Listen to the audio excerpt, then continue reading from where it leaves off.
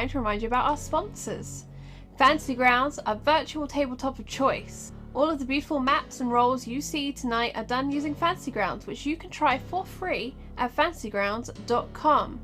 You can also get all of your miniatures from Wayland Games. Go to waylandgames.co.uk and get yourself a huge range of D&D, Warhammer and 40k minis for up to 20% off regular retail price. And Tabletop Loot, who sell incredible dice. Go and check them out at tabletoploot.com.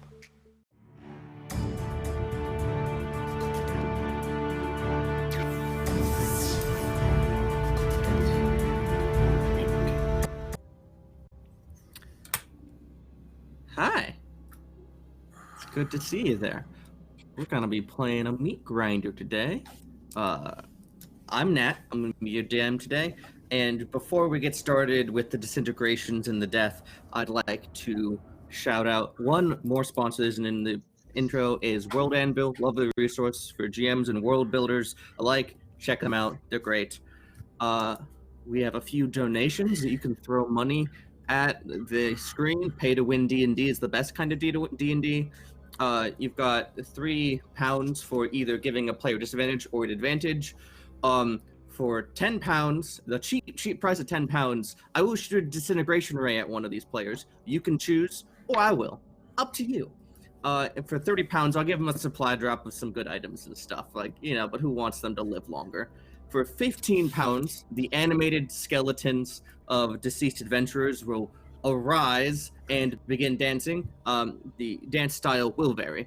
For 20, you can call it the Twist of Fate. This is kind of a little vague, but basically, whatever was going bad before, we'll figure out some way to make it good. Whatever was going good before, we'll find a way to make it horrible. This is like the ceilings start to descend to crush you all, or, you know, the evil wizard loses control of the demon they were summoning. And for 50, you get to designate a player to get a limitless power surge, in which they get action surge and unlimited spell slots and other limited use abilities for one scene. If they just get to go ham. But before we go that, I just like each of our illustrious players to introduce themselves, and then tell us who your character is and how they have recently died. Because, you know, I don't know if we keep track on who killed the most players, but I'm going for it. Just like this. Hi, I'm Nat. I'm going to be a DM today. My pronouns are he, they. And let's just start over with Dev Presto. Hey folks, I'm Devin. My pronouns are he, him. My character today is Eddie Shush. He's a gnome rogue, member of an elite espionage training academy, the Never Heard of Academy. You've probably never heard of it. We were part of an infiltration into a strange tower, and I was told by my comrades to hang back and wait for further orders. And never wanting to let my team down, I hung back and I waited for further orders, and I waited. And even as the room began to fill with poisonous gases, I continued to wait, sure that my friends would not let me down. Oh, sweet child. Flounder. Hello, I am Flounder of the 12. My personal pronouns are he, him. My character, who is Sarubi, will also be he, him. And Sarubi, I was standing in this dungeon. My rogue was going forward. We were prepared to go dungeon crawling, and he set up a trap. I fell in a hole, and I got a spear through my chest, and, you know, I don't like that. And then there was a bout of flame, and then I was here. That's all I remember. Oof. That is so tear-jerking. KY Hawkeye. Greetings, I'm Kentucky Hawkeye, KY Hawkeye, and I will be I'm he, him pronouns, and I will be playing Alabas the Pale. He is a albino tiefling. He is a blood hunter.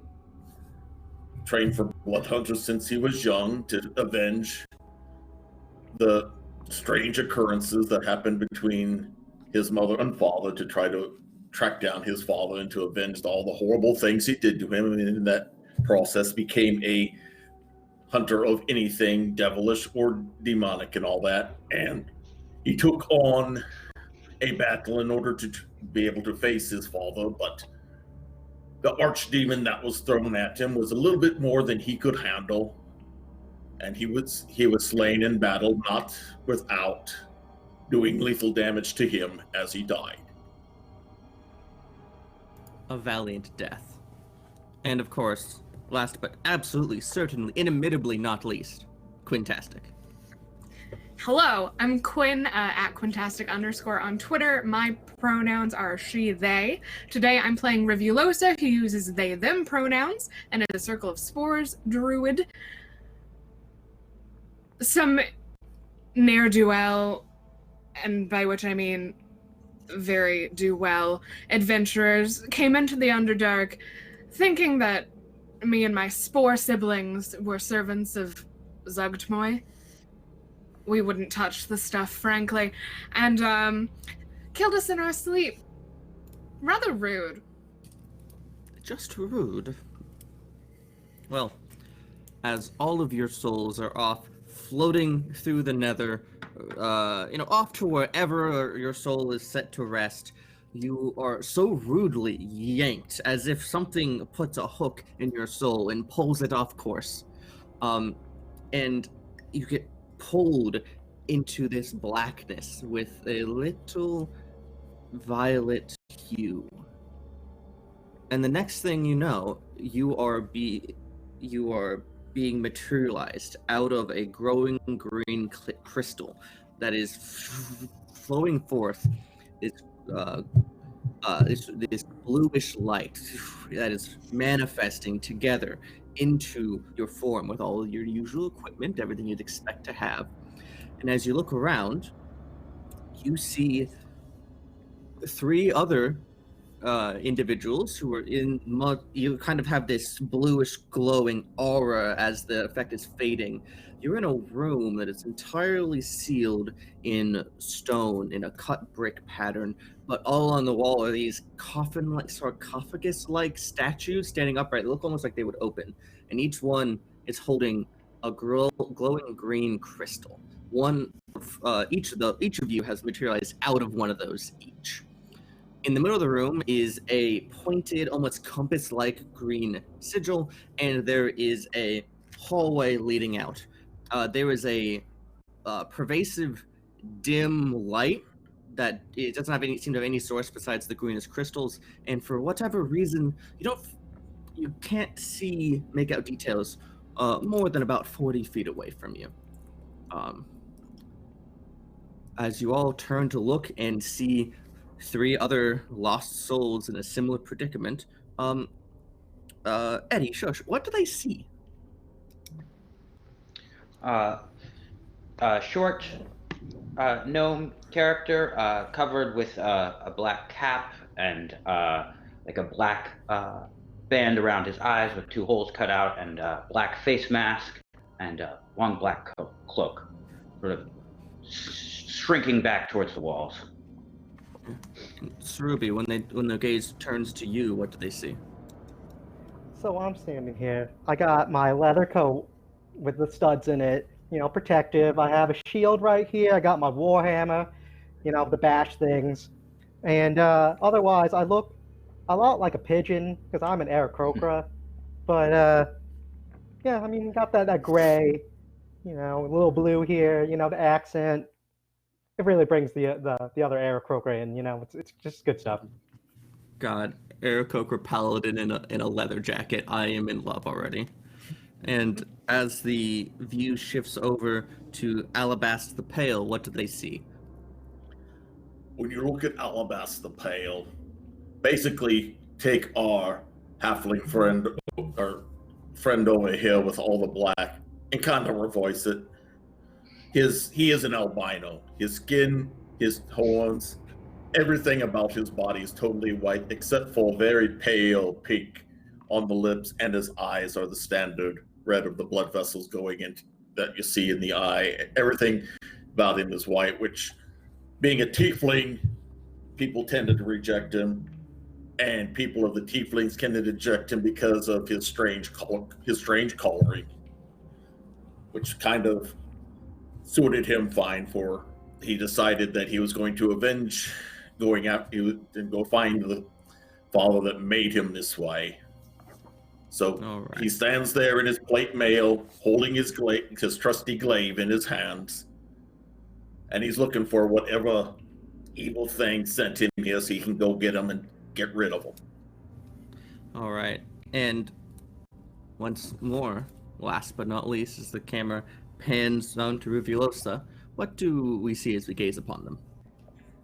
Nearly 6 foot and super gaunt, very pale, agender form in armor that is waterlogged and scorched and should have been retired by now but hasn't been, and there are mushrooms just kind of, wherever there feel like being mushrooms, and probably the only super remarkable thing about them feature-wise, other than their spectacular cheekbones, are their piercing violet eyes. Love it. As you all are standing there, facing each other, you wait a moment, and there's a breath, a pause in the air. And as you look around, you realize that the floor is littered with bones of deceased adventurers.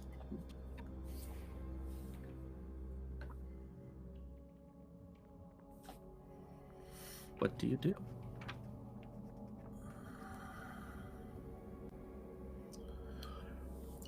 Ooh, Alabas takes his glaive, pokes around in the bones to see if he can see if they're all the same type of skeleton, i.e., are these all Aarakocra? Are these humans? Are these elves? Are these halflings?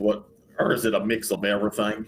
It is a good, solid mix. Everything from the hollow-boned Aarakocra bones to the stout, orcish and dwarvish bones that could hold, metal slabs up.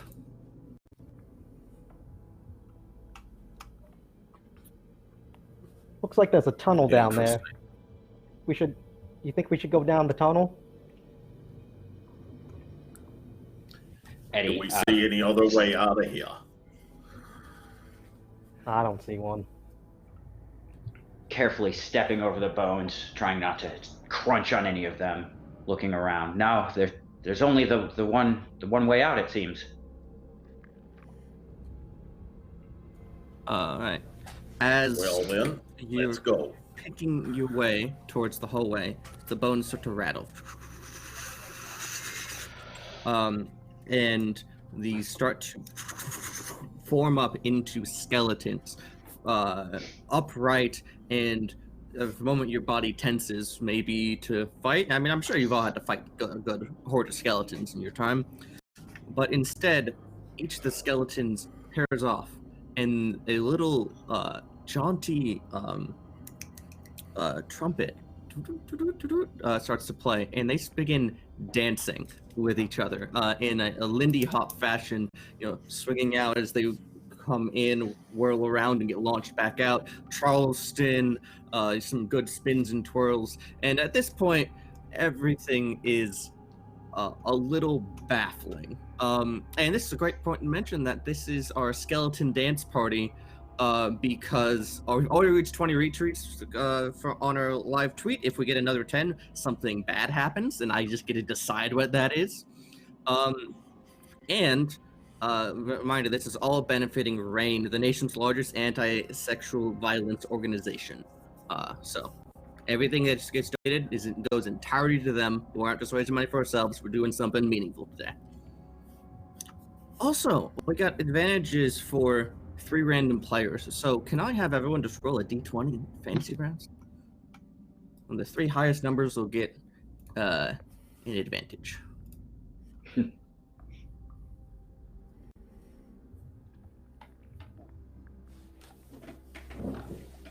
All right. Well, it seems everyone but Eddie, tier sadness, gets 1 advantage. Well, I'm gonna burn that immediately and do a perception check on that hallway as we close in on it. All right. Okay. That'll be a 22 total. Nice. As you're gazing down the hallway, it gets kind of murky and dark as you view in, but you can peer through the darkness, and you notice two things. First of all, at the end of this hallway, there is an arch, and you can make out the slight volute of voices through it. And you notice upon the ground, it seems that the stones that are cut for the cobbles seem like they are set that they would be able to move. You also notice one other thing in your astute perception, and that is that the back wall in this room begins sliding forward, pushing you towards the hallway. You're gonna want to get out of that room. I'm just telling you now. Come on. The floor doesn't look good, but I look good, so it'll be fine. Great. Eddie picks up And I just 2 start bones walking off the forward. floor and starts dancing past some of the skeletons with the bones. The skeletons are good, have good floor craft, and they spin out of your way as you walk through. I don't know if you've ever been a skeleton dance with bad floor craft, but you get your ankles ninjaed all the time, and it's horrible. Alabast has his glaive in hand and he quickly works his way to the hallway, and as he goes by, he, not liking skeletons because he doesn't like anything undead, he just swings his glaive at a couple of them dancing to take him off at the knees. And they just crumble and bounce off into the room. And the floor craft's getting a little smushed as this wall is pushing, and the room is about half the size already, so it's getting kind of cramped. All right. Who's going through the hallway first? Let's ask that question that way. I know I'm not very smart. I'll Revealosa go mentioned that you were walking that direction. Yeah, I'm ready. I said I looked in the hallway first. I might as well just continue walking. All right. I'll follow behind. All right, so as you step into the hallway proper, the floors start to, they're kind of in horizontal slats, and they start to conveyor belt opposite directions, staying on your feet a very bit of a trick. And little areas on the sides open, and there are obsidian blades that start scything back and forth. So, as the two of you stepped into the hallway, could you each roll me a dexterity save or acrobatics check? Your call to keep on your feet and traverse down the hallway.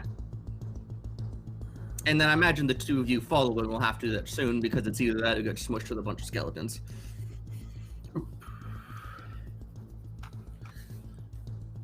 I got a I'd natural like to one. go ahead and you. Oh, go ahead. I was going to say I got a natural 1, but since I'm a paladin, you get a +2 to your roll since you're near me. I got a Well- natural 20.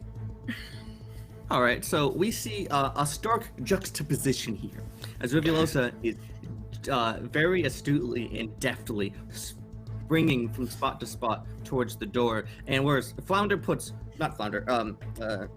puts one foot down and just gets turned entirely on his side and begins getting conveyor belted over to one of the blades, and two of them scythe through you. Oh, dice are in fantasy grounds. And you take 12 slashing damage for 39. Ooh. I'm alive. Ah, dang it. Yeah. So at this point, Woof. Shush and Eddie and Alabast like to make your strides forward. All right. What kind of disco demonic madness is this thing? All You right. said it could be Actually, acrobatic. Yeah, that'll- you can do for- acrobatics. my acrobatics bonus is +1, so that's actually 12 for me, All right. if that makes a difference. And I have a 27. All right. So once again, there was a bit of juxtaposition, although not quite as stark as Eddie, with his short gnomish form, is able to just very deftly right through, barely even deviating left and right on the conveyor belts as he lightly jumps through. Alabasta does actually manage to stay on his feet. He's just being very jerked around and is making his way slowly. Cerubi, So after getting sliced, you manage to get your feet or your arms against the wall and kind of pull yourself upright and get moving again. Is there anything else you'd like to do, after having your wing cut open? Yeah. It's a meat grinder. I might as well just spill all my lay on hands immediately. Win a Just gonna spend paladin. all 30 of that, and then I'm gonna fly to the end because I'm a Aarakocra. Oh, that's a grand move. Rivulosa, you probably got there first because you went first and you rolled well. So Yeah. this arch has one of those green crystals over it, and through it you can see one person seems from this distance to be a half elf sitting cross-legged with a carpet out, and they're kind of sitting there, and their hands are folded over each other, and he's looking out at the four of you with interest, but like a passive one. Do you stride through the arch? With my passive perception of 17, do I notice anything about it that's off? Why don't you make me an investigation check? Okay. Do you have the observant feat? I do not. Okay. Just I don't use passive checks very often. Some people have observant like to let them just add 5 sometimes active rolls. Okay. I will go ahead and use my advantage as well. Do it. Because why not?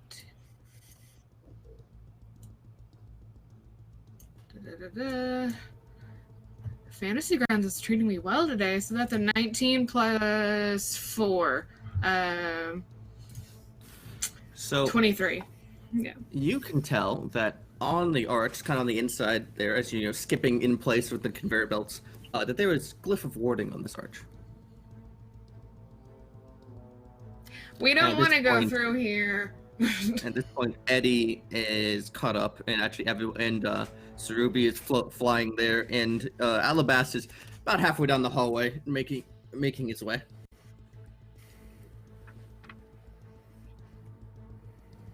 We don't want to go through here. Well, But why? we can't go back that way. Okay, well, do you want to die? Because that's how we die. Do I have a thing for this? Did I take the spell this morning before I was so rudely killed? I mean, when all else fails, you can always just take the dodge action and pray. That's true.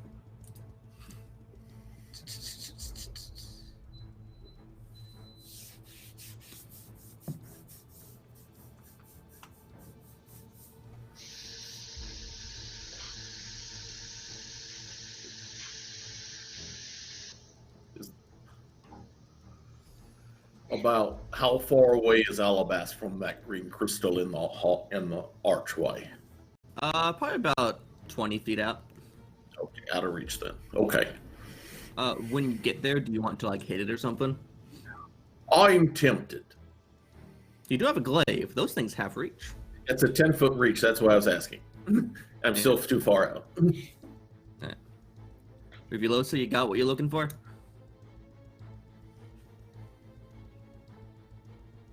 Yes, I don't quite remember how Glyph of Warding works, so I think this will work, maybe, question mark. I'm going What to do you attempt to cast Dispel Magic. Alright, at what level? 3rd. Well, you're level 6, why I'm asking. So this is a level 7 Glyph of Warding, so you're gonna have to roll d20, add your ability, add your wisdom modifier, and get a 17. Okay. Fingers crossed. So nope, that's a nope. So you invoke your little spell, and little creeping mold appears on the arch and attempts to break the glyph, but there's a little singeing sound as the spell dispelling mold you conjured just gets disintegrated off into fine dust. At this point, the wall in the back smacks against the back wall as the hallway has been cut off. And Alabas, you're up to the front now if you'd like to do anything, or anybody else. Is that ward still there that you're talking about? Yep, sure is. And I'm just like staring at it. All right then. If one method doesn't work, maybe another. And I take my glaive and I jab it right at that crystal. All right. Even with the weird flooring situation, I'm not going to make you roll to hit it.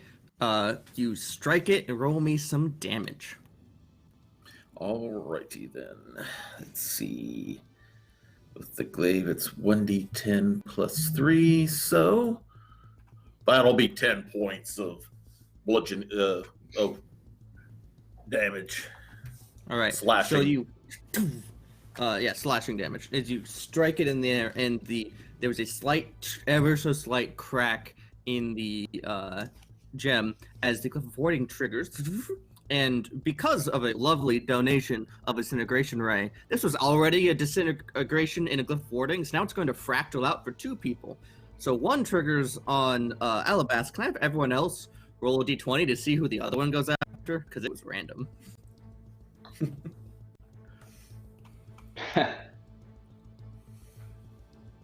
Alright. Ooh. So can I have Ribulosa and Alabast roll me a dex save, and you all get a +2 due to the Paladin aura. Okay. Is that in addition to my regular bonus? Yeah. For my also, I dex? think you have an advantage left lying around if you want. And Alabast will definitely be using his advantage here. Reasonable. That's a 14 With the +2? with the Let's see, +2. That will only be a 12 for Alabast, even with the advantage. Okay. Because it's the first one, the DCs ramp up over time, because that's how I'm doing this. Fair enough. Rivulosa actually makes it. Alabast doesn't. Zap.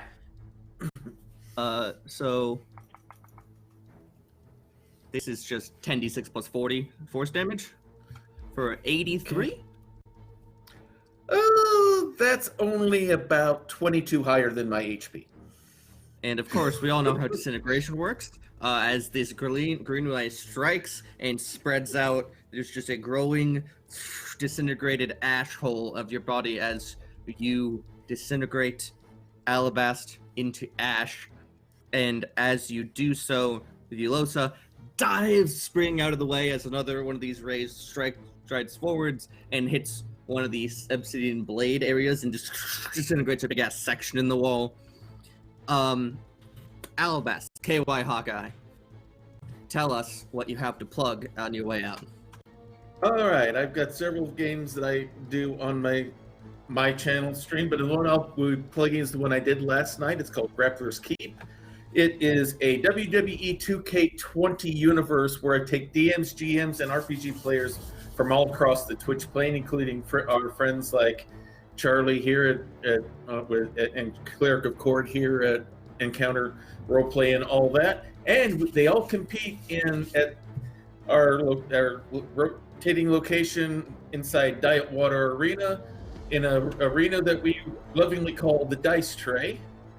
So we will, in 2 weeks, we'll be having our next pay-per-view where we'll be crowning our women's tag team champions for the conclusion of the tournament. And we've just debuted mixed gender tag teams as well. So if you want to see some of your favorite RPG players duking it out in the wrestling ring, come join me at Twitch/KY Hawkeye, Saturday night, 7 p.m. Eastern Time. Adjust your time zones accordingly. All a part of Dightwater Productions. Nice. And I have just KY now Hawkeye. started a Discord channel. And if you want to follow your favorite wrestlers there, today I'm starting a new Discord channel. Nice. And of course, KY Hawkeye. It was lovely playing with you. An honor and a privilege. I'm the first to go is always the fun one to go. Take care, It's almost everyone. good, man. I am now Alabash the Pale.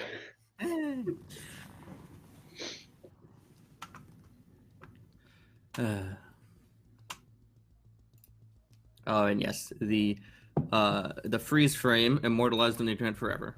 We love to Freeze see. frame lives on. All right, so despite the fact that one of your 4 was just disintegrated into ash, the archway is now safe. The glyph of warding is used. Well, that didn't seem very nice. Oh well, I walk in. They won't take No. kindly to vandals here. Yeah. You all stride forward into the room proper. This room, like the first one, has those sarcophagi, coffin-like statuettes around the outside. There is this half-elven person sitting there on the rug, cross-legged, fingers folded, and looks mildly approving. And as you're standing there, one of those green gems that these statues are holding lights up blue, and forming out of it, just like you all did, just scant moments ago, comes our new player.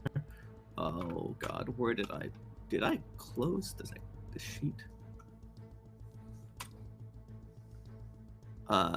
Steve, why don't you tell us who you are, and what they see as they look at you, and of course, the most important detail, how you've recently died. All right, so you see what for a split second looks like a humanoid figure clad in plate mail, riding. For a second, you think it's the humanoid figure riding a horse through that statue, until you realize there's no horse head, and the torso seems to be coming out where a horse's neck would be. Otherwise, fairly knightly armor, worn a little bit dinged up, probably used, but functional at the very least. Decidedly a centaur. And this would be Grigor the Iron Charger. And how he recently died, well, he wished to be a knight. His herd frequented human lands quite a bit, and so he, kind of grew up as a little foal on tales of knights, so wished to join that kind of prestigious order. And as you do, he saved up for his armor, and then he went for a joust, which didn't end very well, because the opposing lance, as well as his own, splintered and broke, and the opposing lance went up and into his eye. And all that's behind there. Yeah. So you see, like, this big gap, like, the metal's, like, torn around the visor. He just, like, he's galloping through, just skidding to a stop. What is the meaning of this? Excuse me! Little tiny kobold appears behind the great Grigor and would like to say thank you to Kai Hotai for donating 50 pounds, which is limitless power surge, which will go to one of our mighty heroes here today in this challenging and disintegrating gauntlet. So, we have that. We also have another random race. So as soon as Grigor arrives on the scene, another one of those green gems that one of the statue holding lights up. I need everyone to roll me a D20. The highest person will get the power surge to use when they want. The lowest person gets disintegration ray pointed at them. Okay, don't screw me. Oh, Eddie. First Oh, roll. Eddie. Yeah. Okay.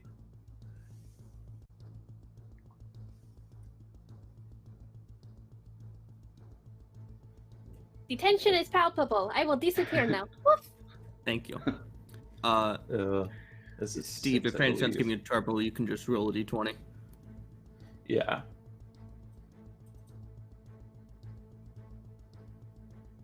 Alright.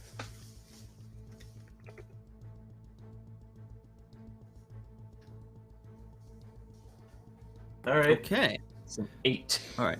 Rivulosa, as this is happening, another one of the orbs glows up red, not reddish violet, and it shoots a ray straight into you, and you feel this seed of power derived vastly, entirely from the suffering and pain of other living creatures that you can call upon one time for limitless power. As that's happening, this green gem lights up and shoots a ray over at Eddie. You do have the +2 from our lovely paladin friend. Give me a dex save. Okay. Also, just gonna say, being proficient in dex saves is a real boon in this meat grinder. Oi. Oh no. Oh no. Oh. Oh. Oh. That's a 1. Mm-hmm. All Oh, right. boy. You know what happens next. 10d6 plus 40 force damage. 65 as this ray strikes you. Can I uncanny dodge that? That is uncanny dodge works in attack rolls. This is a save. Cool. Then, yeah. Good night. All right. So, what does it look like as Eddie just turns to dust? Well, I think that Eddie saw the gem lighting up and ran, slid under the legs of the centaur, and said, "Look out, horseman!" and jumped right in front of it. Always ready to take one for his team. Excellent. Yeah, I mean, if we did learn anything about Eddie in his brief time in this reality, is that he was very dependent and trusting of his team members. All right, Dev Presto, could you tell us what you want to plug on your way out? Nothing to publicly plug today. So grateful for all of y'all hanging out and donating to RAINN. It's a really great cause, and had a great time playing with everybody. Thank you for playing. It's been a pleasure.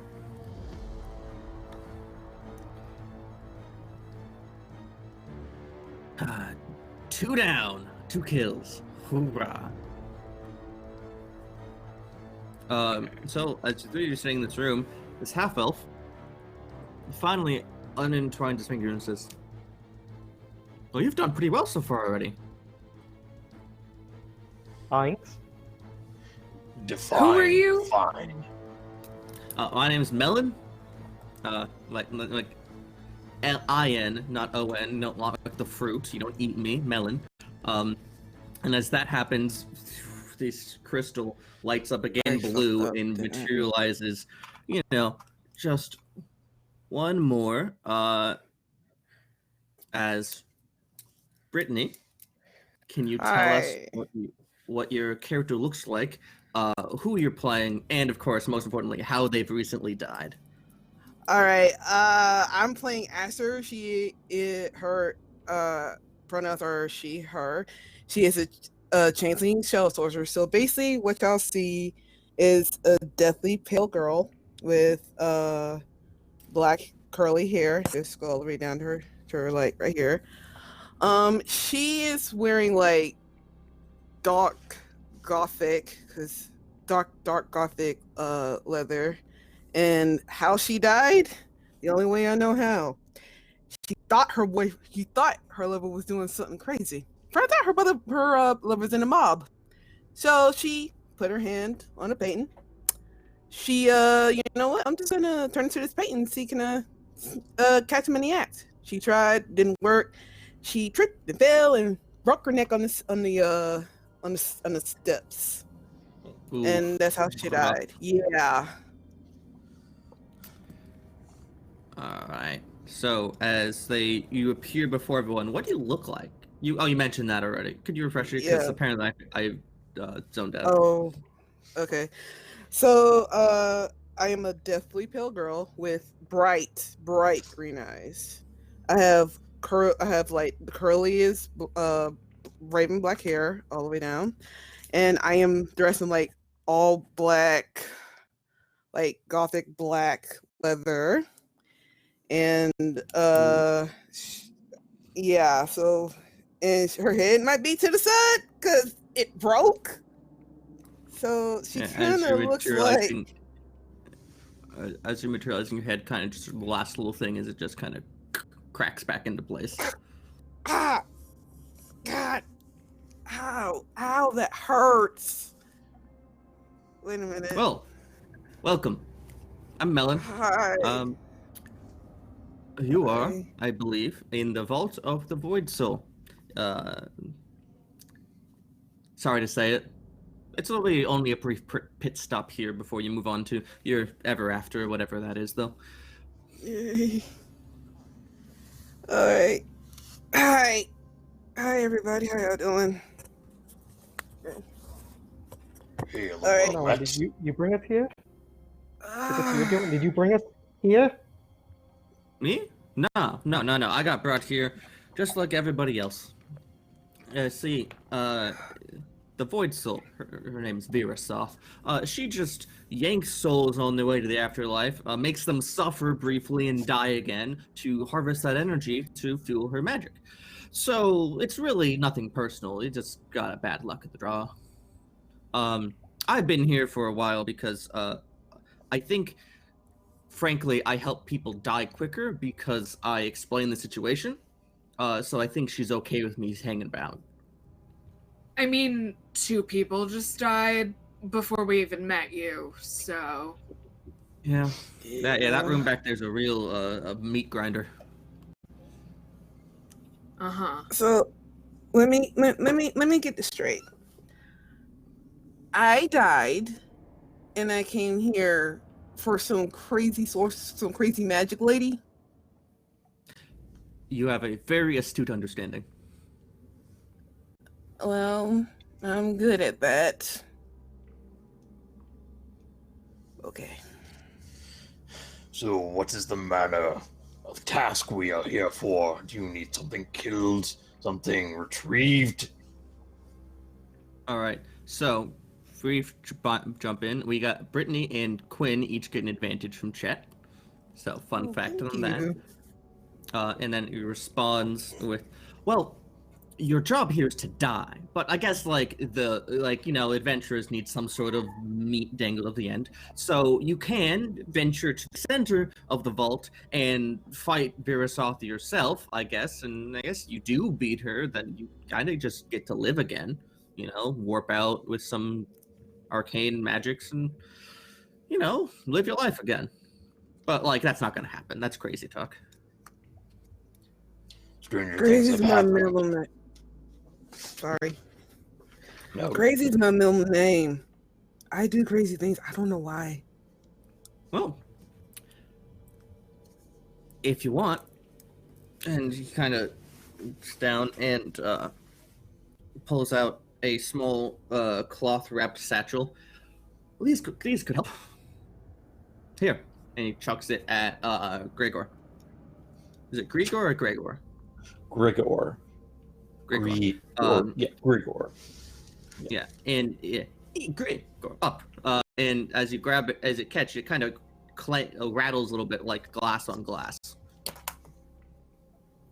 And if you untie it, you can see a bed of 4 glowing purple potions.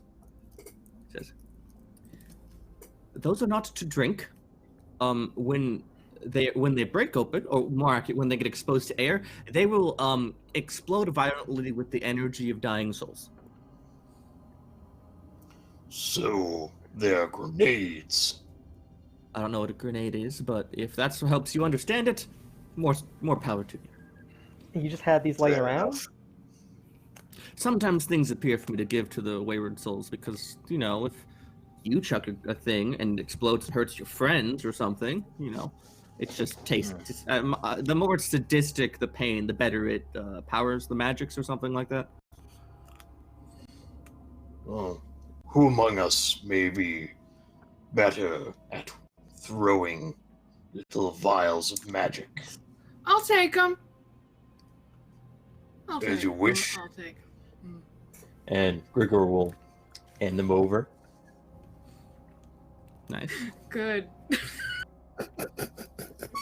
Was that Riviosa who ended up with those? It was. Excellent. Just delicious.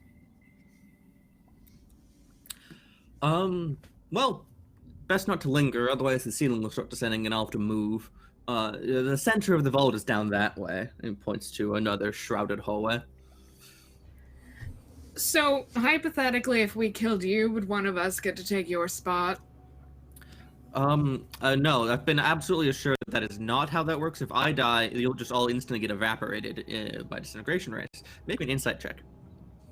Okay. Fantasy grounds, where have you gone? Don't forsake me. Slightly forsaking. That's an 11. I mean, you get a little bit of the sense that they're making that up because that would mean you would kill them. Mm-hmm. But besides that, you can't get a read on why or how much they do actually know. I'll just kind of consider the grenades, which I'm told is a very delicious, like, syrupy cherry drink, and then back at melon. Definitely not like the fruit. Fine, you get to die, live, or live, die, or whatever you are. Fine. All right.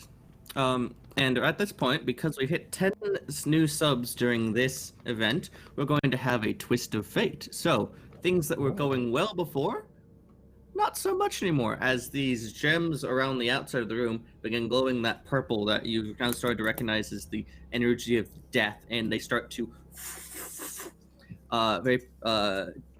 form into being. It's not that thorough blue light formation that made you. This is violet and destructive, and they quickly form into these soul husks, these shadow-shrouded individuals with these bright purple lights coming out of their eyes, and they immediately point. There's about 10 of them, and they immediately start to point at you all and invoke their magics. Could I have Archer and Grigor roll initiative? I do. I got initiative from the last two, but did not need it. Wait. Oh, come on. Let's see. Oh, Okay. I rolled Not it. bad. Not bad. Let's see. But why? But why though? What'd you get? Oh my god. I rolled a 5 plus. Oh no, 5 plus 5, 6, 7. I'm dead. Oh no. All right. Revelosa, you act first as Melon kind of startles a bit and starts to pack up his work and says, "Soul husks! Ah, dang it! You stay here too long." How close am I to the exit to the nearest, like, next part of the hallway? It's about 40 feet across the room, and there are soul husks in the way. Naturally. Good. Because, Cool. that's just how these things tend to go. Yeah, of course. Foolish of me to ask. I have limitless power, TM. Would you like to use that? I think so. I think I would. All right. So as you start to feel, you take that seed of energy that you absorbed earlier and starts to flow through you, and you start all the little pores of your mouth and your eyes get that purple energy, and you get action surge, unlimited spell slots, and any other limited use abilities, unlimited for one scene. So basically, until you deal with the soul husks. Cool. First thing I'm gonna do is activate my symbiotic entity. So, in addition to the limitless power just kind of pouring out of me, these like bioluminescent Underdark-esque mushrooms just sort of bloom up their entire torso and around. How many? 24 It's like HP. 5 times level or something. Yeah. And then as a bonus action, I'm gonna cast Flame Blade because fuck it. So yeah, this sword, this scimitar, basically made of pure flame, and I'm just gonna strike out at the nearest soul husk with it. All right, make me a spell attack roll. Yeah. 17 plus 7 is a number. Hit. You Okay. hit. I have dyscalculia, so like numbers are bad. It's 20 something. You're good. Okay. So that's 3d6 fire All right. plus. I think it's just straight 36. Yeah. Oh, but you get something from your spores. Yeah, I have plus 1d6 poison from my spores. All right. You can just roll that 46 together. Okay. So that's 15 total. So as you strike through one of these little husks, this shadow-shrouded figure evaporates, and you see this little bead of violet-purple soul energy just float there and then dissipate. It's a little part of a soul has been rent asunder. Wonder if that was a friend or not. Probably. And then action surge means I can do that again. Yeah. Cool. I'm just gonna do it at the next nearest one. So that is a 11? Plus, yes. 11 misses, sadly, as this shadow-shrouded figure floats out of the way. Okay. Unlimited spell slots, you said? Yeah. But you're out of action economy now. That is correct. You are correct. So the way that works is anything you use while it's active, just don't subtract it. Okay. Yeah. It is cool. And now. yes. Oh. It is now the Soul Husk's turn, and I want to say that one that just dodged you needs to make a save of some sort, right? 'Cause that's like how the scores work. Yes. Oh yes, they do. Thank you for reminding me. They I can read. It's a con save. 50 All right, DC well, 15. They got a 9. So they take 1d6 necrotic. They take a 6. All right, and as that necrotic energy blasts it, that one also dissipates. As you get the starting sense that even the smallest bit of damage will end these things. Nice. All right. So it's their turn now, and they'll collectively point at you all, and I need everyone to make a con save as necrotic blasts of energy come at each of you. Okay. The DC on this is 15.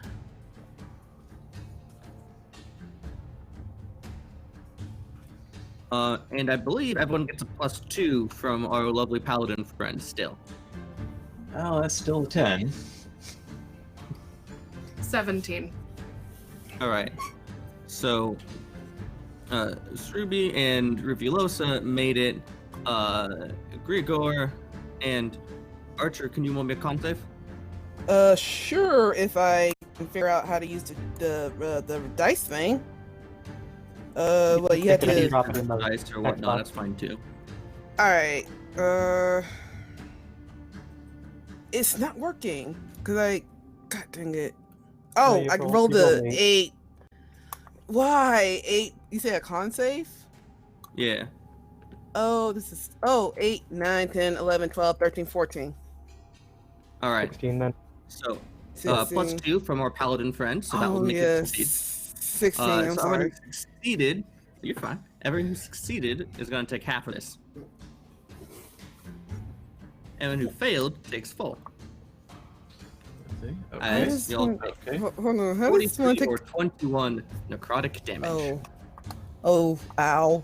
21. Oh, this hurts so much. Pulsing blasts of necrotic energy flow into all of you, and Melon needs to make a con save too. I almost forgot about him. He makes it, but he still takes 21 as a bolt strikes him, and it almost ages him by about 5 years right in front of you. And he goes, God dang it, dawdling adventurers! As it's now his turn, and he picks up his rug, and he looks over and just, I hate you! And he casts Dimension Door and just dips. Likewise. Did he just bounce on us? He marked Yeah, out. did. Marked out. And I need Grigor to take a turn. Okay, so he's still standing, looking a little bit roughed up, but thankfully I do have a thing for this. So as a bonus action, he's going to kind of take a quick breather. He's going to use second wind. Whew. So Don't forget your second wind. yep, Sorry, I'm a big Billy Joel it's a fan. good ability. So that is 1d10 plus 6 All right. HP. Okay, 15 hit points back. That's pretty good. Yeah, that is actually pretty good. Okay, we're in a better spot. I'm assuming these soul tusks are just like in pretty immediate striking range. Oh yeah. In Okay. general, tell me what you want to do, and if there's some weird problem and you can't, I'll let you know. I'm on your side on this. Okay, basically, I'm going to do the fighteriest thing I can on this turn and do 2 attacks, and then do 2 more with an action surge. Excellent. You can definitely get to 4 of them, and as you know, if you hit, they go down. So just roll me 4 attacks. Fair enough. So.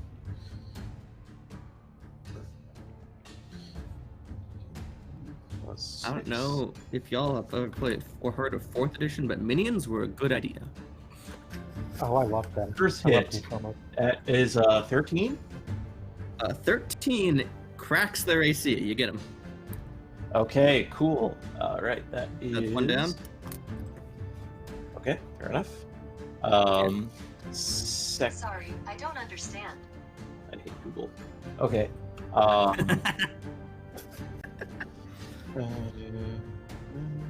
Six.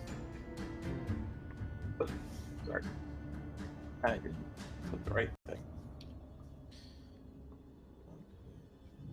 6. Second hit. There's a 17. Yep. All right. There are 10 soul husks remaining. 6. So action surge, another 2 attacks. There's another That one 13. worked. And 1 more.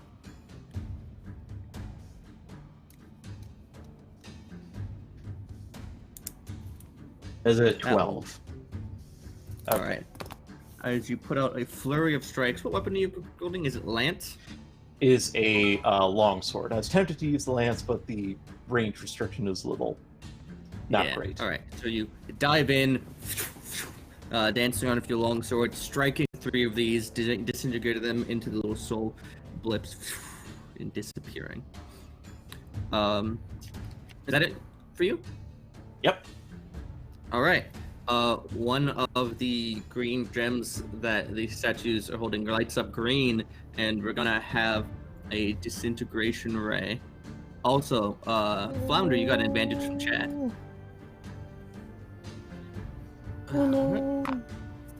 And speaking of which, Flounder, it's pointed at you. Make me a dex save. Oh, good. Would you Okay. like to use that advantage? Yeah, I'm just gonna burn that advantage. Reasonable. Let's all right, where's my dex? Okay. Boop. Boop. Okay, 13. Probably not enough. 69 Nice. force damage. Nice. Nice. Nice. I am dead, and it's nice. All right. You get struck by the disintegration ray and get dusted. So far, the only way players have died is from disintegration. Frankly, I have no regrets. Why don't you tell me anything you have, the thing you want to plug on your way out? All right. Well, the only thing I have to plug besides obviously RAINN, which is a wonderful organization that everyone should be donating to, I do have a game I wrote last year. It's a nice journaling game. Helps you come up with character backgrounds if you want to use it that way. Otherwise, it's an interesting game where you draw cards and have to pick what bad thing's going to happen to you and what 2 good things will. All right. That Catch you all sounds very later. delightful. And Flounder, thank you for playing with me. Well, it was gonna be the Cerubi's turn, but no longer. Archer. All right. I guess I'm just gonna have to do what I do best. I'm gonna chuck a firebolt at him as hard as I can. Is that a Very hard. firebolt or a fireball? Firebolt. I don't have fireball yet. It would be a Okay. glorious thing if I did. All right, Who's that here then? goes nothing. One. Why is that? 10 plus is it 10 plus some? Oh, 10 plus 5, 10, 11, 12, 13, 14, 15. That 15. Nice. I got him. 15 hit. Yeah. Oh, yay! Oh, 2d10, but why though? All right. All right. My first one, 4. Another one, a 1. So 4 plus 1 is 5, I think. Unless my math is wrong. No, you're good. Your math's solid. As this bolt strikes the soul husk solidly and almost like disintegration, it just burns out from the center, destroying this shadow-shrouded figure. Anything else you like to get done on your turn?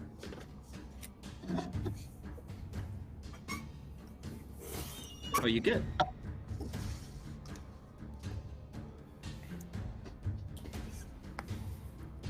I'll take your silence as a you good. As this is happening, one of those gems lights up with the blue energy, you know, the one that says new friends incoming, and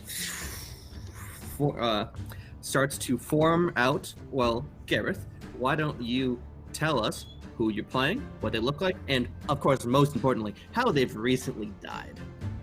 Oh, and after that, it's your turn. Oh, great. Thanks. Hi. My character's Malkador. You see a human-looking individual in some rather nice clothes. However, with an absolute look of terror on his face as he comes into being after being struck by a disintegration ray. Turns out that his gig as a con man kind of had him trying to grift money from the wrong person. And he comes into being of basically going, wait! And as you look around, you see these 3 individuals, one of which holding a cloth bag full of vials in one hand and a flame blade in the other. One, a armored centaur, and the third one, a pale woman in a big leather outfit, ready to rumble into the battle against these shadow-shrouded figures surrounding them. There are 9 left with these purple glows out of their eyes, pointing, and as they appear, 2 of them point to you, and you see energy start to glow on their fingers. What do you do? I'd quickly look around the room and I assume they're bad. Spirit Guardians. Cleric Blender. My favorite cleric spell. Yes. Is it and I will radiant cast or that. is it necrotic? Radiant. Yeah, at level 3, please. All right. So I believe, if I remember correctly, that spell triggers when they start their turn next to you. Yes. All right. So if you want, you can move to get next to 3 of the 9 remaining. It's within 15-foot radius, so however, 15. get as many as I can at 15 foot. Yeah, you can get 4 of them into that area. Yeah, sweet. I'll do that, and I'll anyone that's looking either hurt or squishy, I will kind of try and angle myself to be between the nasties and them, please. You're trying to vanguard a little bit. A little bit, yes. All right, and we go back to Rivulosa, who is still glowing from an infinite power surge, limitless power surge. Hey, what's up? What do you want to do? Well, the nearest one to me needs to make a con save against my spores within 10 feet of me.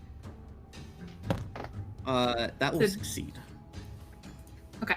And then I would like to just start trying to carve a path to the exit with my flame blade and just head in that direction and strike out at the nearest thing in my way. Make me a couple spell attacks. Oh, that's right. Let's see. So that's a 17 plus 7. How many would you like? Well, you have to make 2, right? Because you got that action search. Yes.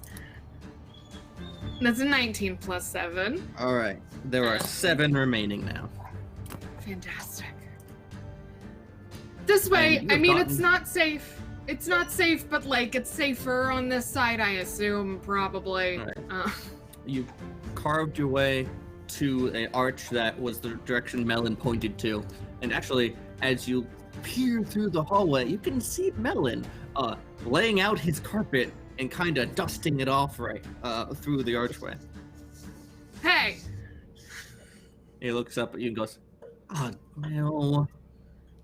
Did you think we wouldn't look at deal with you in a minute?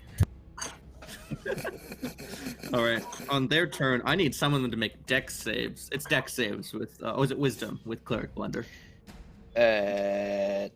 Double check. Must make a wisdom saving throw, yes. All right. 1 fail. What's the DC? Nuts, I forgot to write that down. That's 11 plus your mod.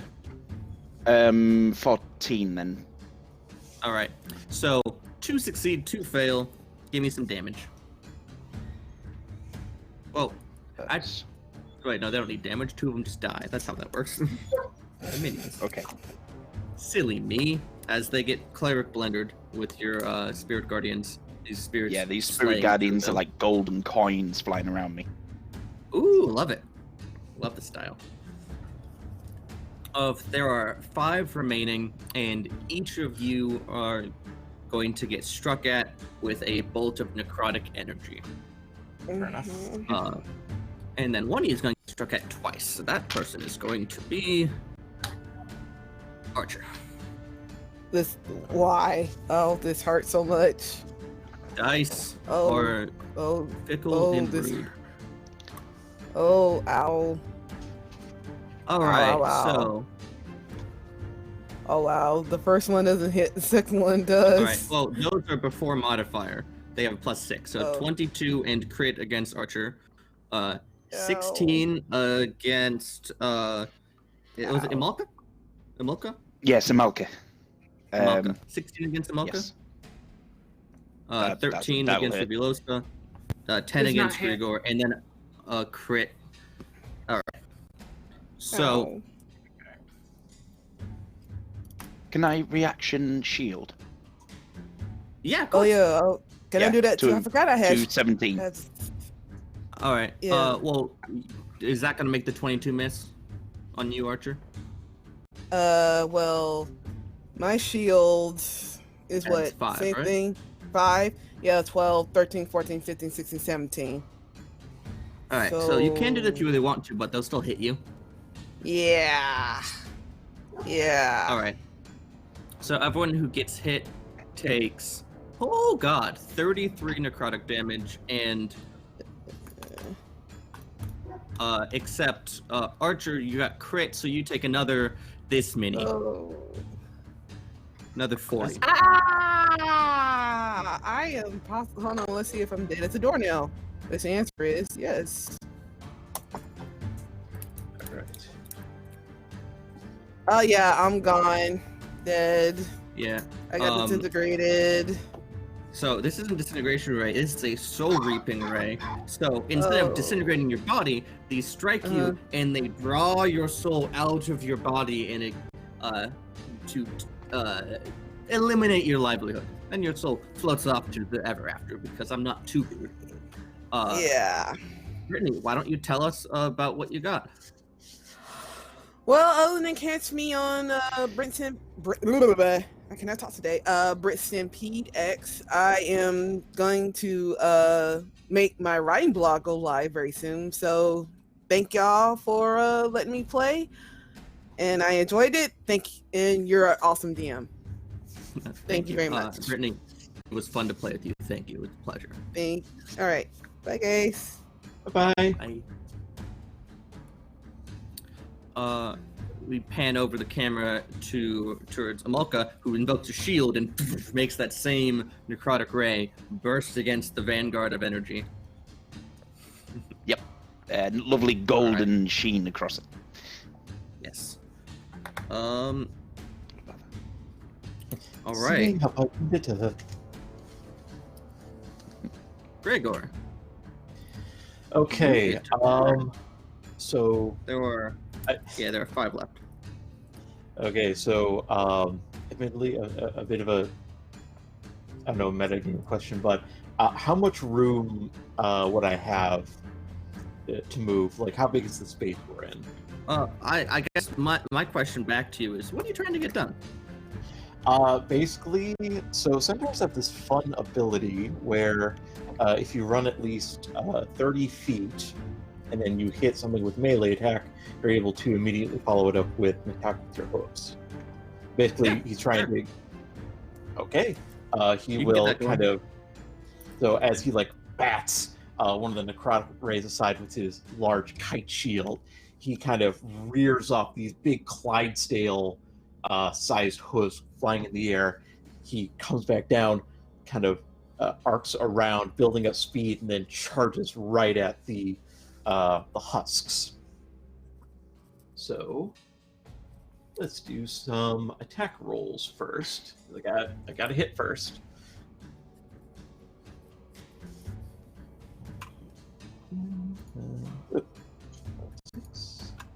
So first swing of the longsword. Oh, darn it.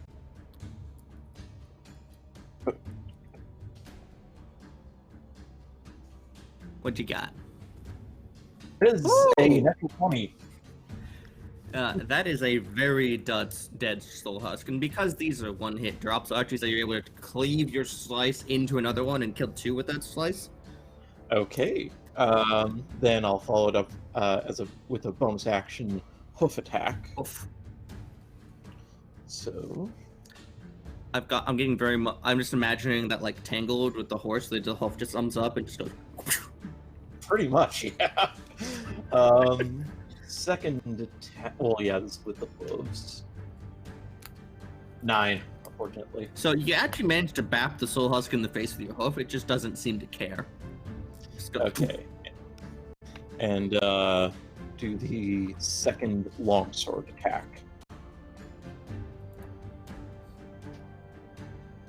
That is a 21 to hit. That'll hit. Okay. What does it look like as you take down the third to last soul husk? It looks like he's just wading through, and it looks like he's having the time of his life. This is like right out of the stores for him. The noble knight clashing against foul, unclean spirits. He's just back, you foul creatures! Nice. And that's his turn. All right, and you beat back the creatures. So I think Chris can't hear us yet. So we're going to. I would introduce him, but we're gonna jump forward. As Rivulosa, as you're standing in the archway, something kind of lights up on that archway, as you seem to have triggered some sort of effect walking over there. And as you get shot at by a 7th level magic missile. Ooh. Plus 9, 31 force damage. Okay, I'm still up. Sorry, was that 31 or 39? 31, I think I misspoke. 31, okay. Ow.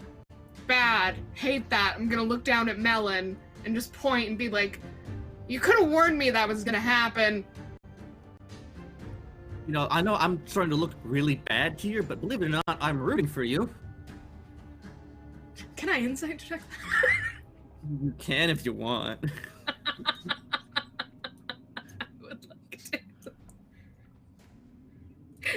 no, they don't like my insight checks. That's a number 5. That's a 9. I mean, like, let's be honest here. No matter how bad you roll, you kind of got a little bit of a like, that's fishy. Yeah. It's like, you're a bad liar.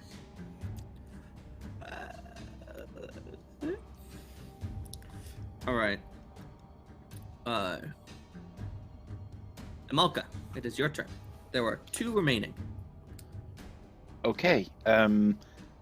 I'll make sure that they're within range of me spirit guardians, and I will also cast mage armor on myself. As you do. Yes. Buffs loaded. Yes, and again, golden Are you a shield. divine soul sorcerer? I am indeed. Yes. That's a rare combo of spells to be the mage armor character and the spirit guardians character. So I'm like, wait a minute.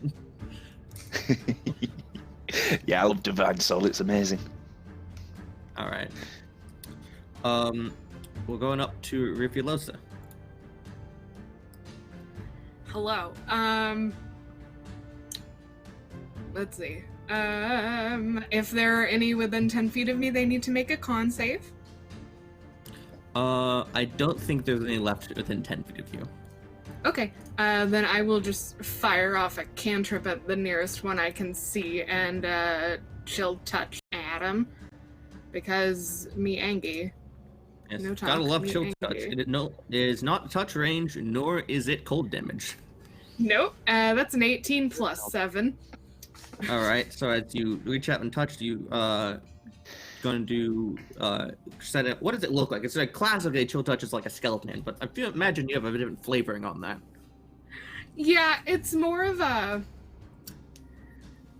like a tendril. It's sort of like this cluster of spores that just kind of like manifest in your chest and All right, and that one bursts apart, leaving only one remaining, which must make a dex save against good old cleric blender, spirit guardians. And that will destroy it. As you get the last kill of the combat, Amalka, what does that look like? Yeah, basically my coins kind of come swarming around me, and as the spirit's about to go attack someone, I say, no you don't, and all my coins come flying around me and just go smashing through it. I was muted for that, but I made great sound effects with my mouth, I promise. Yeah, that was pretty accurate to what I made, to be honest. Can Chris hear us yet? I don't think so. That is too sad. So for the moment, it is a triad. As you feel it, you feel your limitless power surge start to fade from you.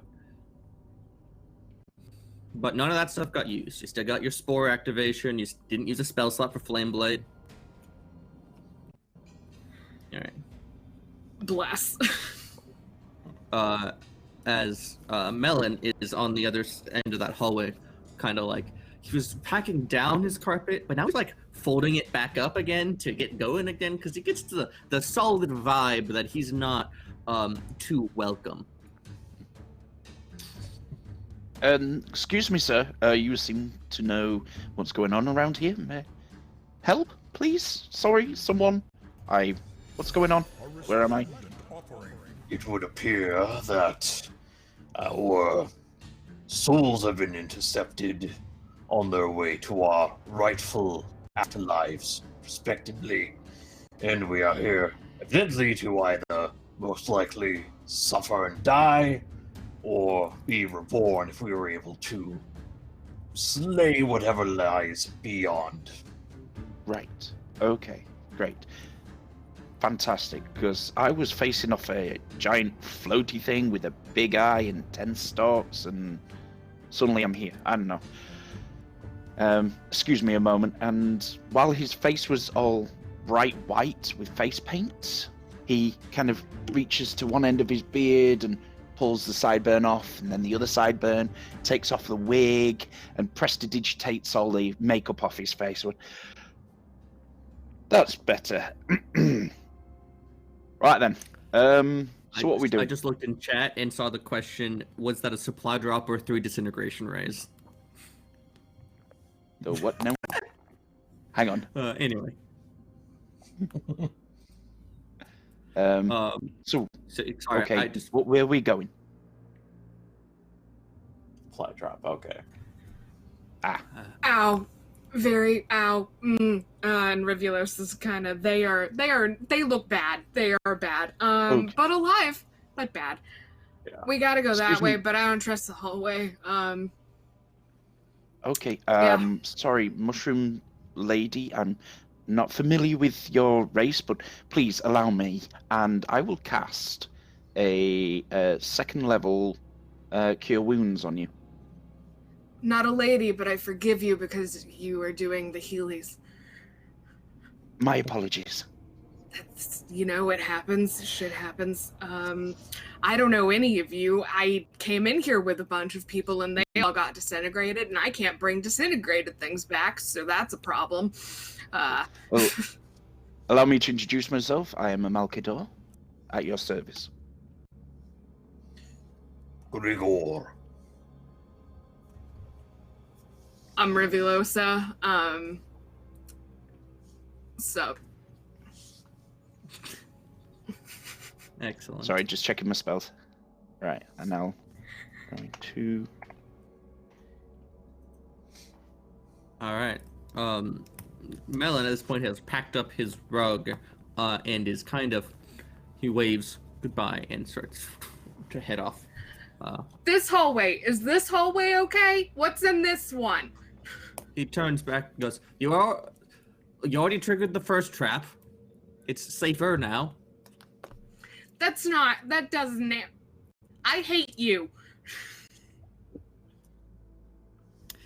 Somehow I don't Sorry. think we will be finding comfort here.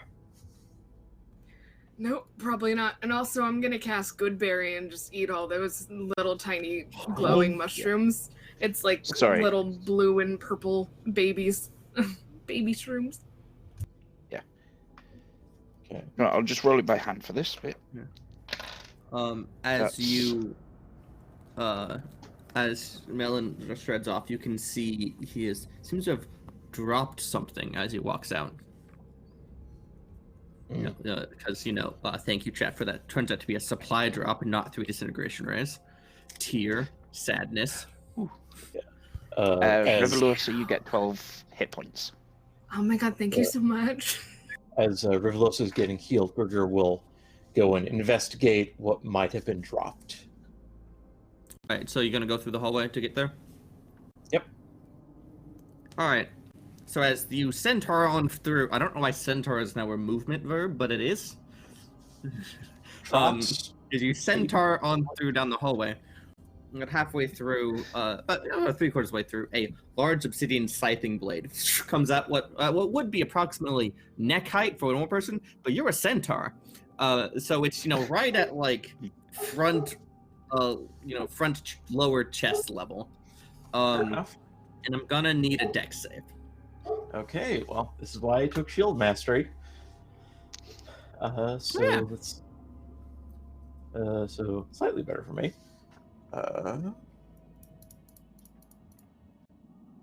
Plus it would be +2 to the roll, so +3. Come on. There you go. Well, that's not going to work. Pew! As you take 41 41. slashing damage. He is down. Thankfully, Well, not. this ability has the decapitation clause, but it didn't hit you in the neck, so instead it's going to have the bifurcation clause. Okay. Well, that being That's a said, good run. you're not strictly speaking dead. You're Okay. dying, okay. but you're in 2 pieces. Fair enough. As your bottom half just continues trotting on through the hallway into where Melon was, and then falls over. Okay. Hang on, wait, he's And in also 2 pieces. disadvantage. Yes. Thank you, whoever that Okay. was.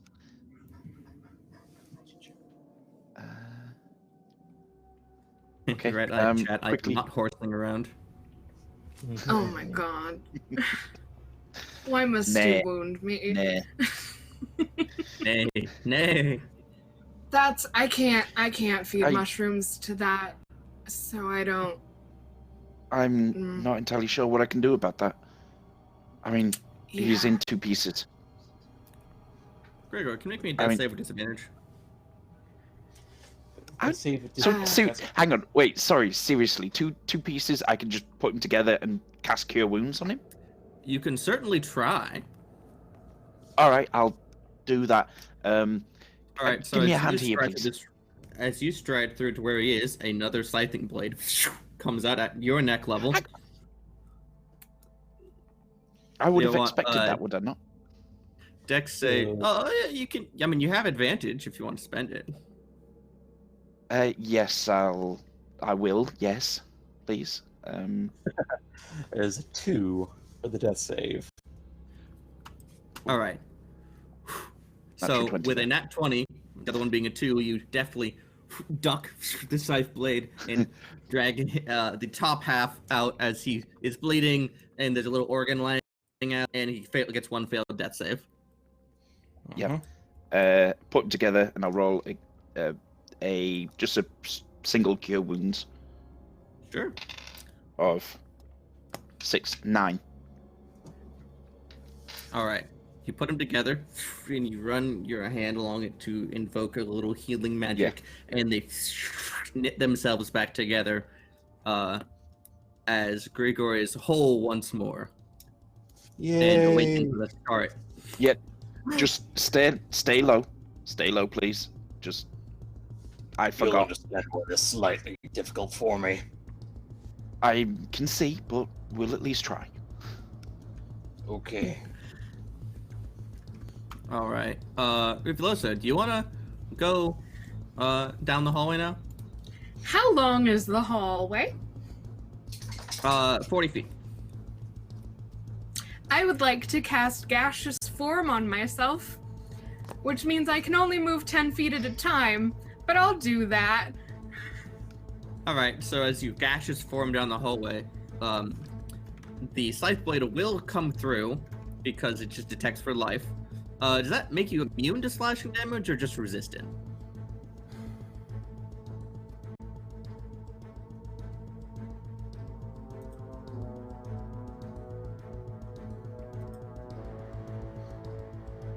Oh, yes, gaseous form.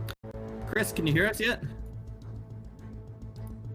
Excellent. So while we're checking that, one of the crystals, or one of the sarcophagus-like statues in the room ahead, where Grigor and Amolka are, lights up that blue energy and incorporates into existence Tinkle Miner? Why don't you tell us who your character you're playing, what they look like, and of course, most importantly, how they've died recently. We can't hear you. You're muted.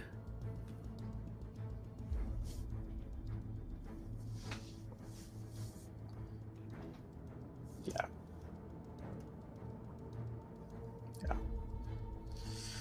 Oh boy. Well, we can't hear Chris. So, Rivulosa, why don't you make me a dex save with advantage?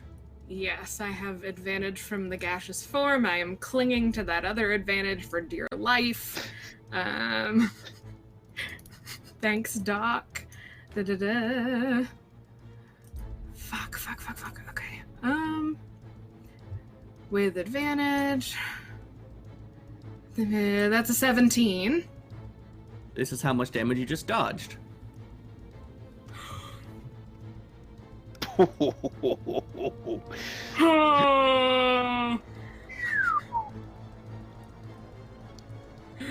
Yikes, TM. So I just will All right. gaseous form my way down the hallway. All right. So, Imolka or Igor or Grigor, which one of you grabbed the little bundle that Melon dropped? I'll check that I can reach without possibly activating something, and I'll grab it. Yeah, I'm just gonna be straight with you. This is a supply drop donation from the chat. It's safe. Oh, okay. All right. Yeah. Okay. I'll grab it and I'll have a You look. grab it and you pull out, and you've got 2 supreme healing potions and 1 Right. spell totem of Death Ward. So you just kind of break. It's a little piece of paper. You break it to invoke Death Ward on one person. Right. I will hand Grigor one of those potions, and I'm going to take this Death Ward thing and just go, click on myself. By the way, how many points did you restore to Grigor? It was 8. 8? Okay, thank you. 9. It was 9, and then 9. yeah. Okay. 9. Okay. Yeah. And how much Death is the Ward, potion? very pertinent to this scenario. All right, so you break the Death Ward totem, and you get this little, like, almost a little darkened brand on your skin. Not that you can see it unless you're just like chest open, but in it. Well, I'll have unbuttoned my shirt a little because it's a little bit looser now. Yeah, and of course, Death Ward, if you would drop to 0, keeps you at 1, or if you would instantly die from something, it blocks that once. And then you have 2 supreme healing potions. So if my memory serves, it's like 10d4 plus 20 hit points. Okay. Let me just look up real quick.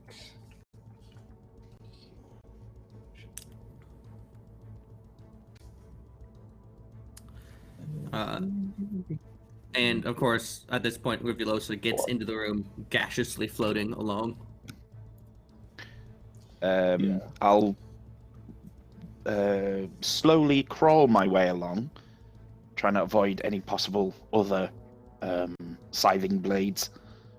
All right, and that ball, there's kind of a glitch in the energy on the crystal, and it took a little longer. Chris, why don't we try that one more time? Can we hear me now? Yes. Yes. Yeah. Hey. All right, I am playing Tinklemeyer Gobbenthopper. I'm a halfling. I'm very old.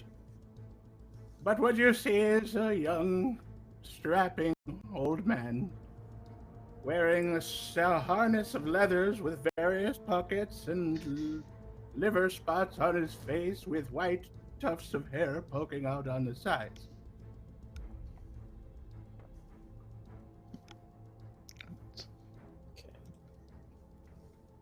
And how did you die? Love the pipe. Well, I was in a bar, and an ogre challenged me to a wager, said I couldn't pee into a bottle of alchemist fire from the balcony, and I proved him wrong. But the alchemist fire traveled its way up and burned me to death. Oh no. Oh no. At least we know what kind of halfling you are. Adventurous to the last. Alright, so this individual appears, and you see a standing up armored centaur with a large wound across the abdomen, a gaseous cloud, and Emulka, who I sadly do not have a perfect memory for what you look like. No, I'm half elf, medium build, and but otherwise quite handsome, unlike. And some half elf man. Yes. Essentially. Well dressed. Me, I dressed for a funeral today. Yeah. Well, looks like we got another poor sap. When it looks Hello, safe, sir. when I assume that they're not all dead as well, I will resume my normal shape. Forming together into our Kalishtar Spore Druid. I hate it alright, here it's on. so much.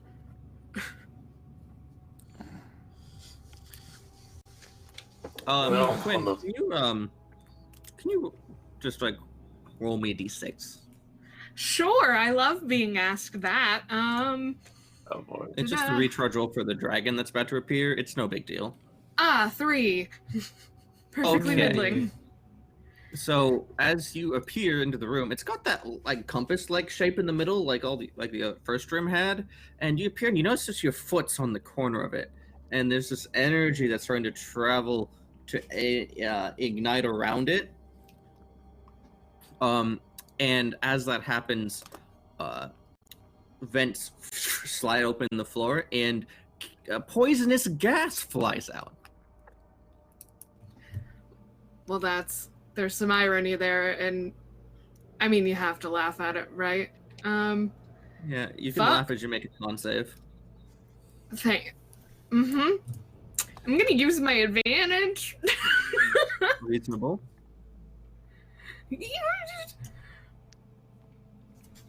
Are you? So it's a very useful advantage with a 5 and a 5. I don't think I was super clear. Everyone will make con save against this. Everyone. Okay, thank you. Yeah. Oh. That's a mighty 7 from Rivulosa. Oh dear. Proud. I've made it so far. 7 is 13. 13 will fail.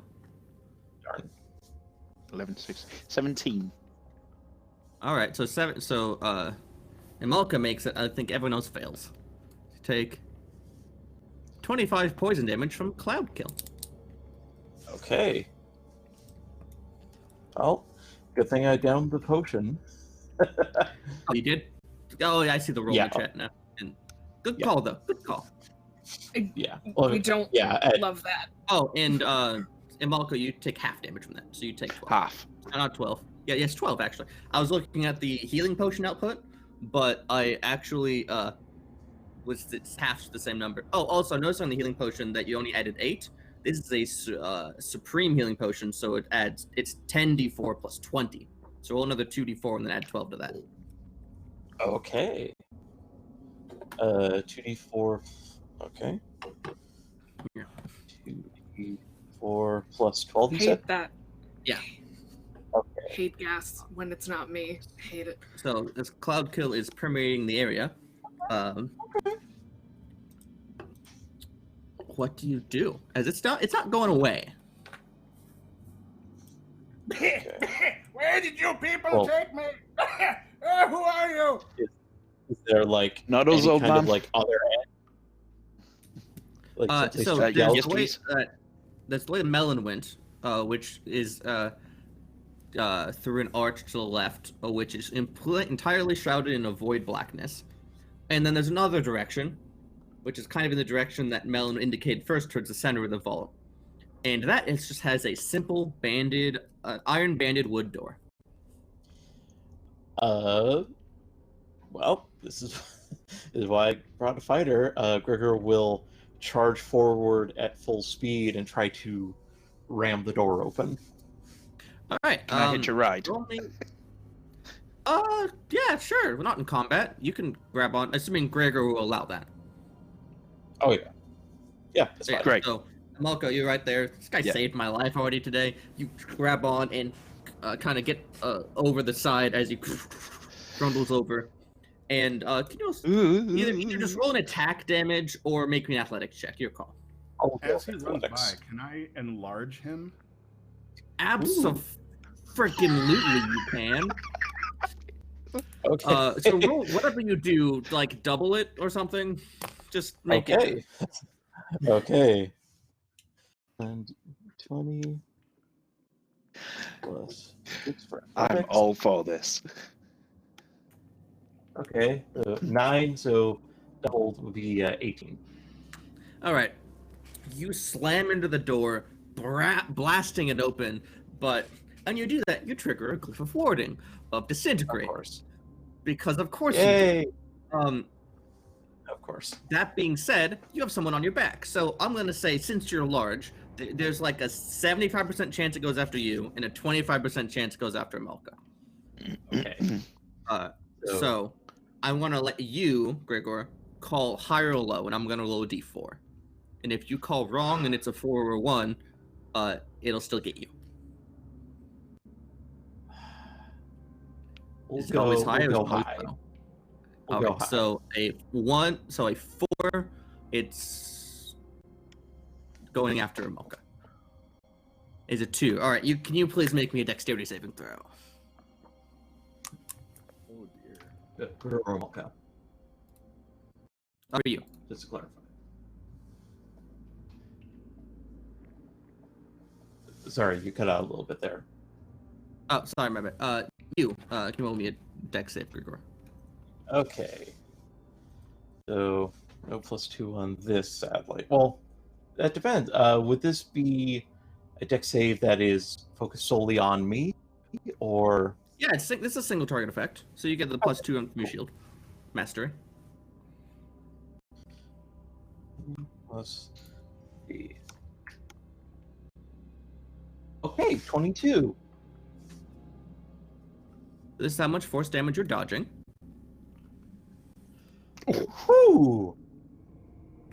That's As a this spicy greenish meatball. ray goes over you, right by Revelos' foot, puts a good dent into that compass-shaped sigil in the middle, putting a good gash in the ground. You got the door Okay. open, and at this point, the room takes on. Let's chuck my pen across the room. Takes on a different tenor, and you're in a small laboratory. Oof, that was a very good shot. Tiny update from Little Kobold over here. Hello, everybody. You all are great heroes. And chat has been a great chaos chorus of heroes. We are now over halfway to our goal today for RAINN. Thank you all so much. Excellent. Excellent. So you blast the door open, dodge the disintegrate from the glyph of warding. Now that being said, before you get into there, there's still a cloud kill going on throughout the rest of the entire room. So can I have everybody roll one more con save against that? I'm gonna Okay. go ahead and use one of the advantages for this one. I think I I will will Absolutely. break too. out of the room. Here, I'll... Absolutely. The... And I'm assuming after that you're all able to get clear. That's a 16 from me. Nice. You're gonna make it. And it looks like Oh, Revelos said is too. 19, baby.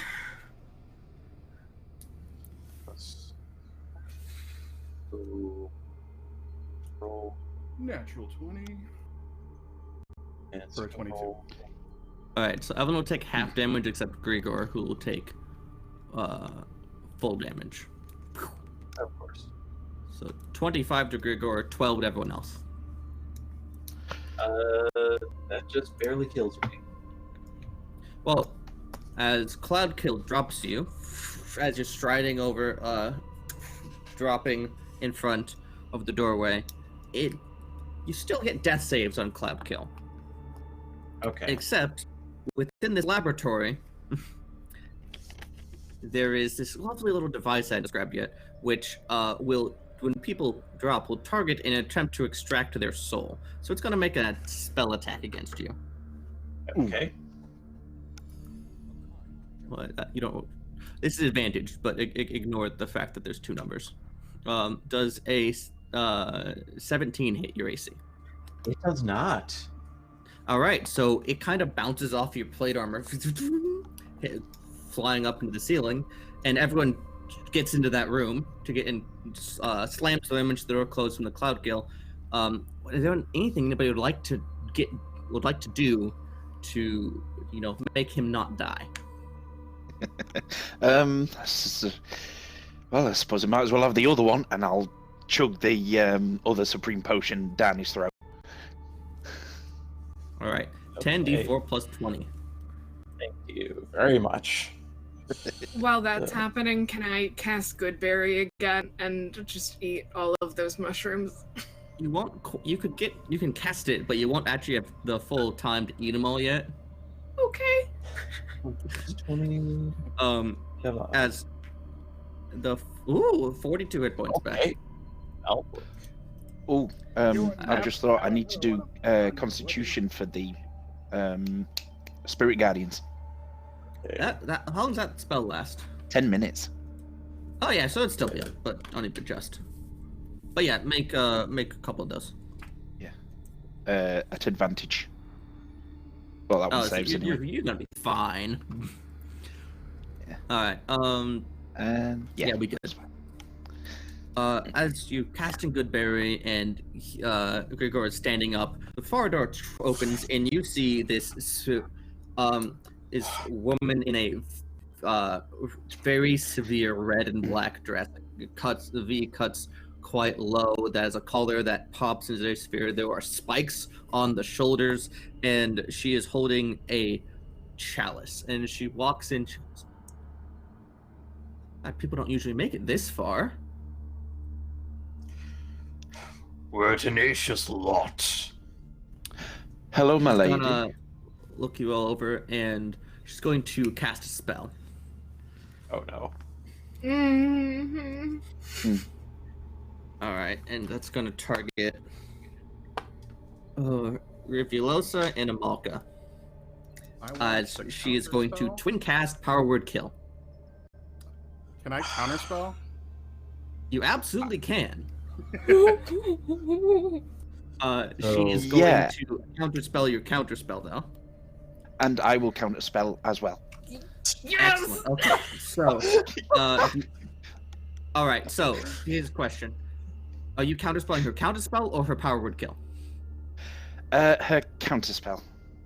Okay, so that won't have to roll. We'll have a wild magic search because that's how I like to counterspells. Counterspell duel, and can we have our lovely halfling friend roll against Power Word Kill for counterspell? Oh, You need a DC 19, adding just your spellcasting ability modifier. I'm gonna go. And this would be a ahead great and No pressure. use one of those generous advantages we've got sitting there. Excellent. What This kind is of kind of save like playing MTG, isn't it? Oh, and Amalka, could you roll me a percentile die for the wild magic surge? And I'm sorry, what kind of save is this? Oh, you make an ability check. It's just your spellcasting ability, straight, no proficiency bonus. You need a 19.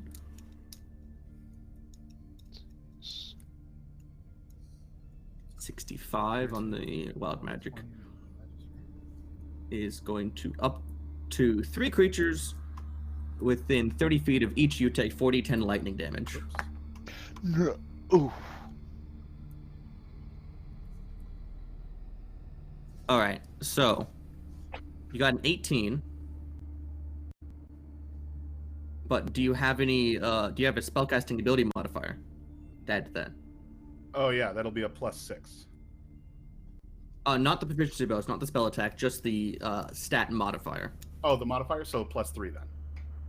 21. That will counterspell her twin Power Word Kill. Yes, sweet. Okay. As the wild magic search happens, Amalka and her get to each do 40/10 lightning to 3 targets, up to. So I imagine you're Amalka, you're just gonna do her, right? Oh, yeah. All right, and what she's going to do are 2 little counterspellers, and I think Rivulosa, because you've lived too long. I don't know what you're talking about. I just got here. What do I roll for this? Oh no, it just happens. Okay. It just happens. Someone So decided each to of give you us is advantage by the looks of things. Each of you is going to take 27 lightning damage. Okay, well I'm not dead, but I'm down. And do you want to just use that same number on her? Or do you want to Sure. Yeah. All right, so she's down 27, and as the lightning strikes her, she pain tastes good.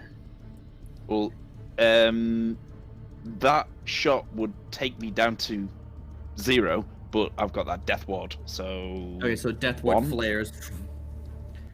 Yeah, 1. And Right. now let's get some initiative going. Okay.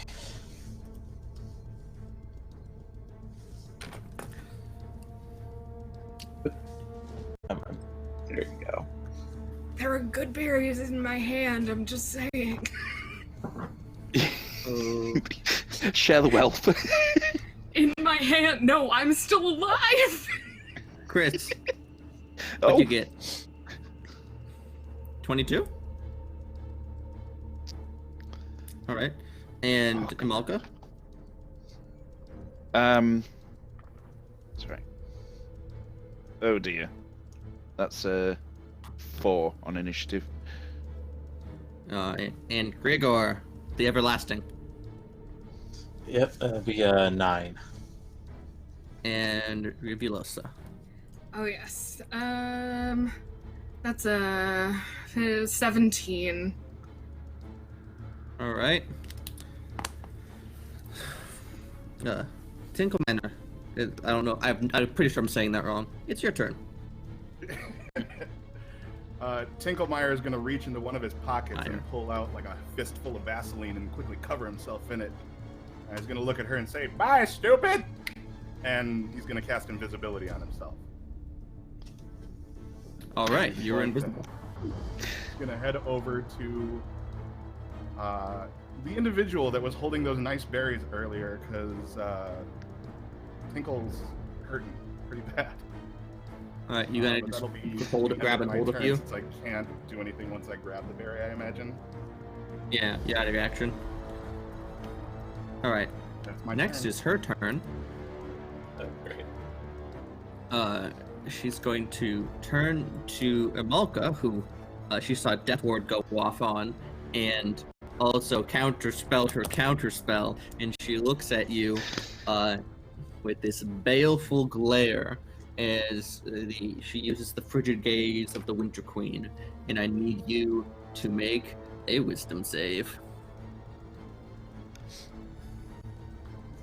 It's not a spell. Okay. I think I'll use my advantage on that. Reasonable. That's right. Wisdom save. Yes. That would be a 15 or a 6. All right. So you Oh, take. sorry. 24. I have favored by the gods, where I can add 2d4 to that. Add me 2d4. So you had was it 15 before? Yes. All right. So 2d4 added to the 15. I tell you, you need a 20. I won't blooming roll.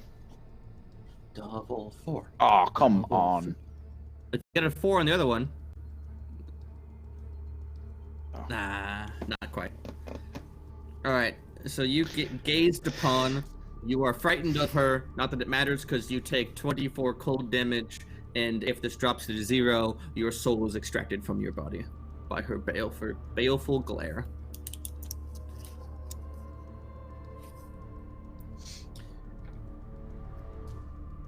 So what this literally looks like is I got nothing. She holds a goblet and looks at you, and just you freeze solid, and this little purple glow flies out as your soul departs. And Gareth, thanks for playing. Why don't you tell me what you want to plug? Thank you. First, thank you, Nat, and thank you all of Encounter Roleplay. It's been amazing. Hi, I'm Siberian. I have a small Twitch channel, twitch.tv/Siberian, as you see down there. Not the, it's just Siberian on Twitch. And a shout out to the Mechs, who are the party that I DM for. That I know there's a few of them in chat, and so yay. And nice. Thank you, everyone, and keep raising that money for RAINN. Yeah, and Gareth, thank you for playing. Thank been a pleasure. you. Wow. Dickens. Right. Good progress on that.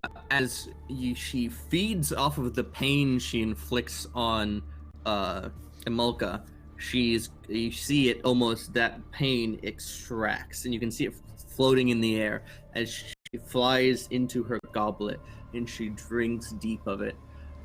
And she's going to cast Disintegrate. She can't target Mr. Invisible, which she doesn't want to, so it's down to Rivulosa or Gregor. Hey, Rivuloso, since you've been around so long, odd or even? Odd. It's always odd, right? It is indeed odd. So she extends her fingers, and a greenish ray flies at Gregor. Oh my god. How am I still alive? Gregor, dex save. Okay. Excuse me, oh masterful DM. I just wanted to let you know, in case you haven't seen it, the Chaos Chorus sends 2 disintegrate rays to you. Oh yeah. Oh god. Oh god. So let's resolve this one, which was not that. She just does that when she kills people. Come on. No. Okay, that's a 5. I see you have an advantage next on your screen. Do you want to use that? Yeah, I think I'm gonna do that. Yeah. It seems like the time too. Yeah, I would fully agree with that. Plus 3. Come on. Not much better. 75 force damage slams into your body. Still up. You're still up? Or actually, I'm sorry, I might have misread that. Never mind, I am out. Outsies. Oh, I was excited there for a moment. Oh, All right. he, not a barbarian, not 78 points. As the disintegration runs through your body, quite the large one, across the wound that cut you in half, and as you're disintegrating away, leaving only the shield behind. Steve, why don't you tell us what you want to plug?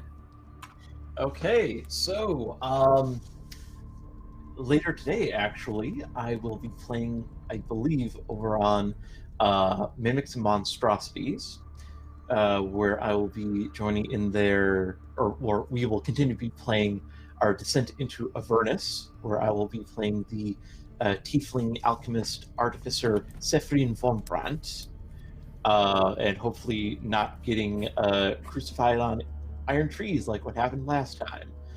Oh god. Yeah, fun. It's a fun module. It's a very fun module. But I mean, I had a hell of a time here, dude. It's been great. Keep raising that money, and I will hopefully see you guys either next month or somewhere down the line. Yeah, it's Steve. It has been excellent. Thank you for playing. Of course. Bye bye. And as Gregor disintegrates away, there is one odd machine. It's not like the sarcophagus ones where they're everywhere. This machine, it kind of set up almost like a large gun, but pointed down at this table, and there's a gem at the end of it, and it glows blue, and out of it springs Lydia's character, Galathea. Why don't you tell us what you look like, who you're playing, and most importantly, of course, how you've died recently. As Galathea springs out, you hear her manically cackling, I am worthy! And she's this elderly lady, human, with no armor or anything that it looks like, tiny little cane. What? No! I was supposed to ascend! I was supposed to... And she... Well, hello, everyone. Where the fuck am I? Are you? And as that happens, another pulse of energy. And Andril's character, still looking, Edgar Raj appears. And once, same as with Lydia, tell us who you are, tell us who you're playing, what you look like, and most importantly, you've heard enough times by now, how you've died recently. Okay. So, appearing before you is Edgar. It's pronounced Rage. Even if you spell it R-A-D-G. Let's just say stereotypical kind of pirate outfit. Looking very charred. Moving around a little uncomfortably. And, well, I was on my ship. What's going on? because Edgar had an unfortunately named ship, the Storm Rage, as he thought he called it, but spelling it with R-A-D-G-E, it was just the Storm Rage, and the crew had enough of this and decided to blow the ship to hell with him on board. Oh, how rude. How very rude. And he's had a very rude awakening and is now sitting here thinking, I don't know where we are, but I would like some help. Yes, please. Yeah, so you Tell see me where this, I am, and help me woman get the dressed stink out of my ass. You see this woman dressed in this severe black and red dress with the goblet, who's just finished disintegrating a person. You saw it just as you popped in. And now that same little device, it's kind of going nuts because it made two people appear, and now it needs to shoot out a couple disintegration rays from the chat. I'm a little sad that no one in chat wants to target their rays. They all just let the dice choose. However, Chris is really smart because disintegration requires you to see the target, so Chris can't be targeted by it. Okay, so I'm gonna roll a d6. 1, 2 for Lydia, 3, 4 for Quinn, 5, 6 for Andril, and whichever one I rolled, you are not getting targeted. Quinn, Rivulosa, is not getting targeted by Disintegrate. Can I have our two newcomers, as you just appeared, disintegration rays coming out at you too? I will use. Yeah, you have an I will advantage use left every over, don't you? advantage I can get. I'm not even sure it's mine, but I'm going to take it anyway. Doc Crimbo just donated an advantage for Gala. Love from Goldie. Oh, thank you. Alright, so you have another one left over. Yeah, but I can only roll one. What save do you need me to make again? Dex save. Dex. This is an effect I can see, right? This is an effect you can see. Excellent. My danger so sense danger lets me have sense applies. advantage. Okay.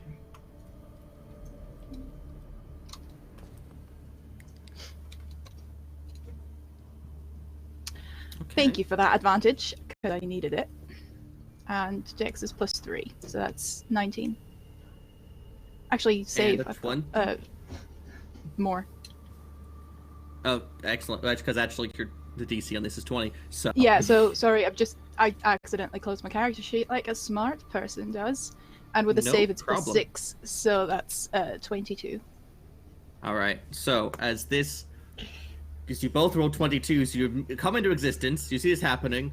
This woman looks at you. 2 more disintegration rays fly out. You both dive out of the way, adroitly, adeptly, successfully, not having the shortest lived 2 characters ever. I'm very proud of you. But Mr. Dungeon Master, there is a twist. The Chaos Chorus wants blood, and they send a ray for Quinn.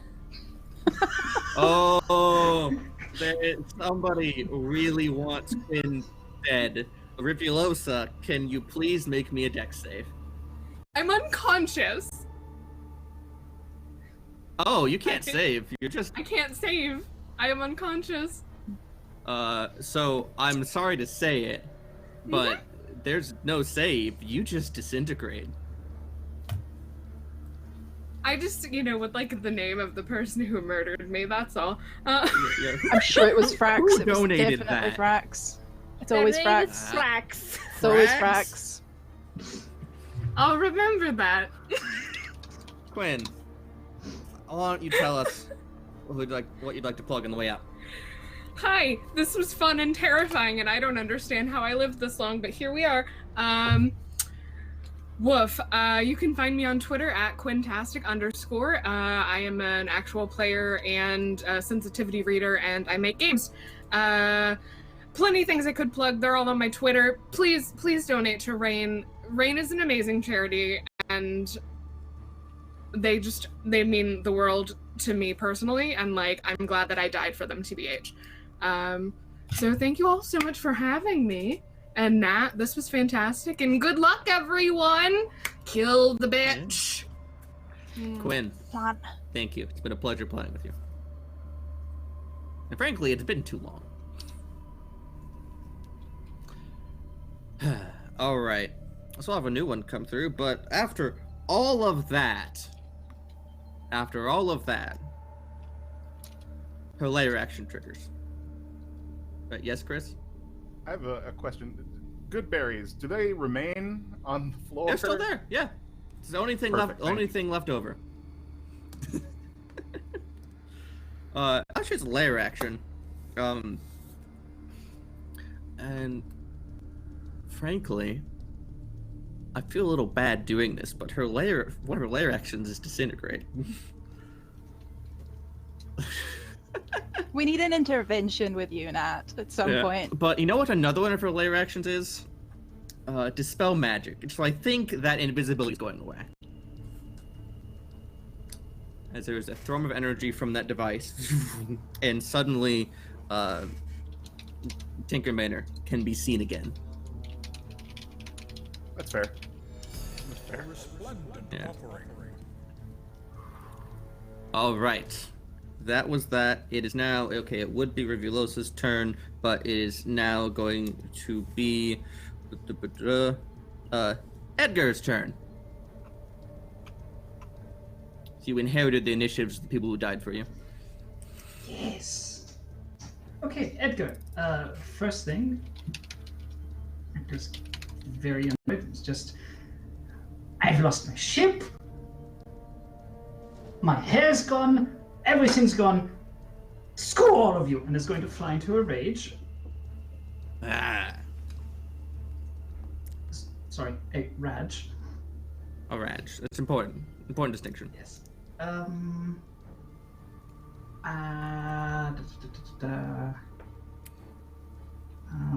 was the... So anyone who's within... Because it's the path of the Storm Herald, anyone who's within 10 feet of me gets 3 temporary hit points. Alright, so all your friends get temp HP. This is the Tundra one, right? Yes. Nice. And is then just going to charge and make a reckless attack. Alright, make me some attack rolls. 2 reckless attacks.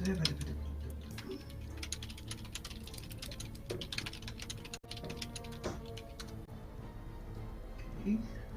What's that? So does the 19 hit? 19 does hit her.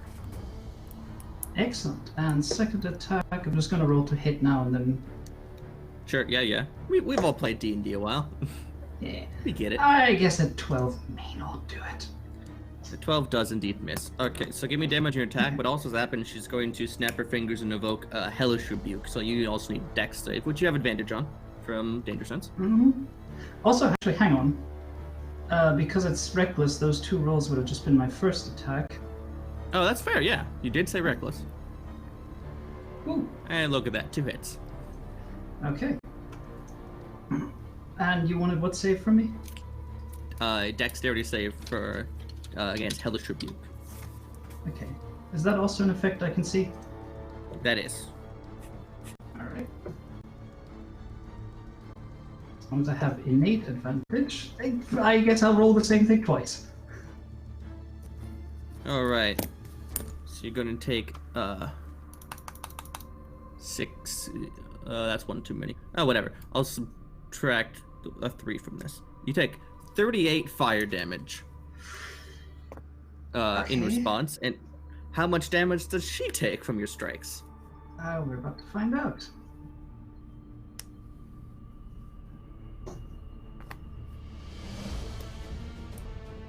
Hmm. 19 total. Alright. So your blade slices across her a couple times, and as she bleeds from the strikes, she gasps a little bit, and she almost draws out some of her own blood with her finger as it lights on fire for that Hellish Rebuke. Haven't I been burned enough for one day? Of course not. How? What? Never. And next we have Lydia playing Galatea. Your turn. We're going to kill that one. Yes, all right. And Galatea draws a rapier out of her cane and just runs at the woman that is killing everyone and tries to stab. Reasonable. I would say so, yes.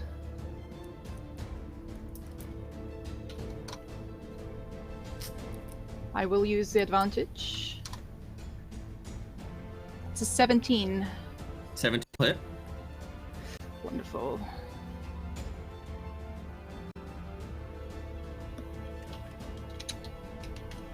Give me that sneak attack. That's so many die. So the main one is 4.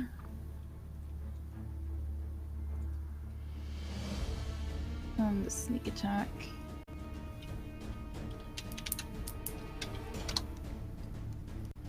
Is 13, so 17 in total. All right. It's taking 63 damage. Is there any chance I can disengage as a bonus action and try and take cover behind something? Yeah, actually, and as you're doing that, you can spot on the there's a shelf you could hide behind, and you spot on it, and there's 2 little potions with a little glint on them that you recognize as that special little gleam that healing potions have. Really good ones. Ooh. Well, I will just. There's also a wand there. And that? What does that do? That is a wand of wonder and 2 supreme healing potions. That is our supply drop. We got from Jet. I'm gonna take the supremes for now because I'm assuming I'm the only one there. I can't really throw it to anyone on this turn. No, it'll be next turn. And those are the ones that heal 10d4 plus 20 hit points, and they're tiny little guys, very potent. Sweet. Speaking of tiny little guys, hello, it's me again. How we doing? Oh no. Very good, very good. So what is it, Kobold number 6? Smashed our gold, Mr. GM. Which is great news, and we have unlocked a skeleton pants off dance party. What more could you possibly want? Excellent. So, we're gonna have a few things happen right at once here as this crystal rolls up and materializes another individual. Spencer, why don't you tell us who you're playing, what they look like, and of course, most importantly, how they've died recently. Yeah. So what you see now standing before you is a large Goliath individual. He's wearing very dirtied, well worn into battle plate armor. And you notice that normally where Goliaths have almost like purely white eyes, you see it almost kind of looks like jaundiced around the edges. And his recent death would be that he was involved in a magical experiment that could supposedly allow him to outlive his own lifespan. And now he's here, and he doesn't know why. Excellent.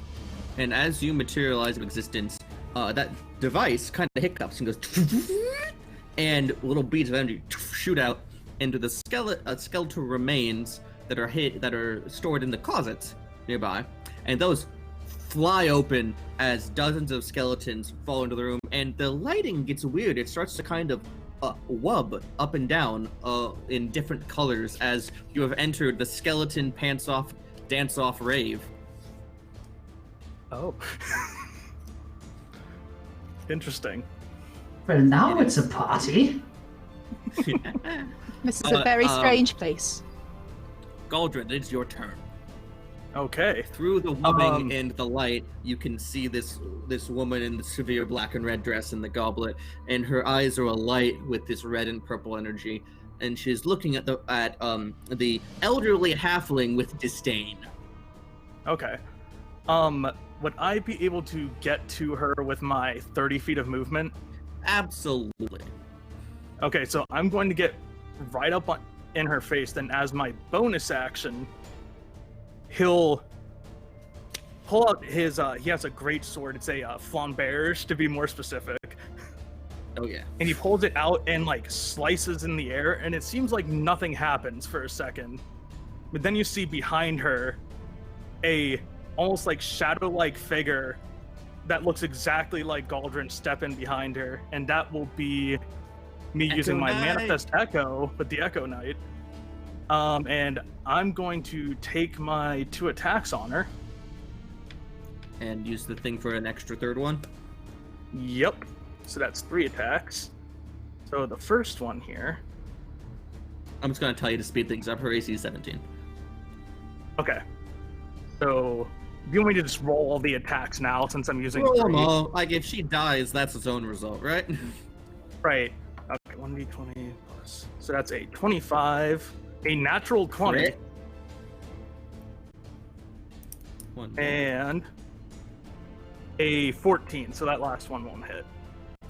And because I know you're a fighter, like, is this sort of the thing where you do all the damage stuff and then you action surge and do it all again? I'll see how she looks before I decide to do that. See, so all right. Do... Give me some damage. Give me those sweet, sweet dams. I'm going to re-roll that too because I have great weapon fighting. Sure. So the first attack is 14 points of damage. Right, she's taking 77. And then we'll just do double the dice here. The crit. Reroll 2 of those ones. Yep. Okay, so that's 3, 16. 6, 16. How's she looking? She is taking quite the beating. And is bleeding all over, but it just seems to empower her. She's now floating off the ground, and this light is spilling out of all of her wounds. Well, and the important thing has changed. She was pointedly looking at the halfling before. Now she's pointedly looking at you. Oh yeah. Yeah. Then let's action surge, and we'll do 3 attacks again. So we'll just do all 3 of these at once here. So that would be a 9, a 16, and a 25 total. One hand. So just yeah, okay. 2d6 plus 4. Reroll that 1. So that'll be another 13 points of slashing damage. All right. She's taken 101 points of damage. As one more flurry of blows, but she just seems harder to hit now. She floats back and forth. One big slash across gets her, and she's going to use all 3 of her legendary actions to use Life Leech on you. I need you to make me a con save. Just for sake of, because I don't know what this is going to do, I'm going to use my 1 advantage on this. I'm just going to tell you, it's a good choice. It's a good choice. Yeah. See, so 2d20s. Ooh, okay, so that's 17 plus 7, that'll be 24. You save. You're going to take half of this. Oh, good. So you take 21 necrotic, and because you saved, Okay. she doesn't heal for the damage. With my reaction, I will go ahead and I'll use my Stone's Endurance for the Goliath to reduce that by a d12 plus my con. Hey, that's pretty good. Yeah. By another 6, so that becomes 15. Right, so you take 15 as you and tough through it. It is now our lovely elderly halfling's turn. I'm going to tap on the thundery oak tree's leg and motion him closer. As I take out a pinch of little fine powder and put it in my hand and blow it at him, and I'm going to enlarge Andril's barbarian. Edgar Rage, you have been enlarged. You are large and in charge. I am also going to move far away from all of this as possible. Go get him, Lurch! I'm going to need a bigger hat. It is a little bit of a tight quarter, especially with the skeleton rave going on. I gotta remind myself I'm still playing D&D here. You could go out the door into the cloud kill, or you could try to go through the door that she came through. I think I'll go in through the door that she came through. All right. You go over. You open the door. Make me a dex save against disintegrate. I'm gonna use that last advantage there. All right. DC's 20. Come on, do something. Do it. You know what? You said dex save, right? +3. Yes. Booyah. Nope. 83 force damage. Super dead. Yeah, we're super dead. Right. 1 HP. So Edgar gets big, and then Edgar gets small again. Because enlarge ends just as quickly as it begun. As you take a disintegrate ray straight to the forehead. And Chris, why don't you tell us what you're gonna plug? I do not have anything. I will say, please donate to RAINN. You can find me at the Beholder DM. I am a giveaway Twitter channel. So keep an eye on us in June for a new giveaway. Woo. Nice. Chris, it was lovely playing with you. Thank you. Likewise, Nat. Thank you so much. All right. Another one bites the dust.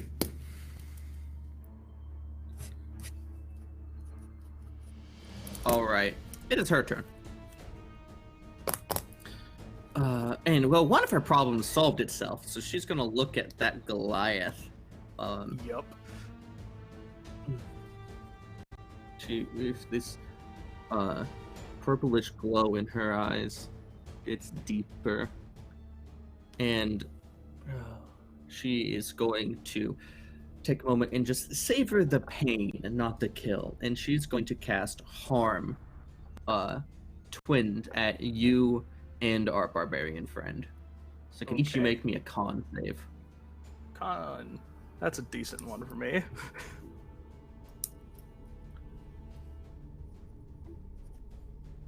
That's a 17 for my con save. All right, and Edgar? Give me just a moment. I'm forgetting all my stuff.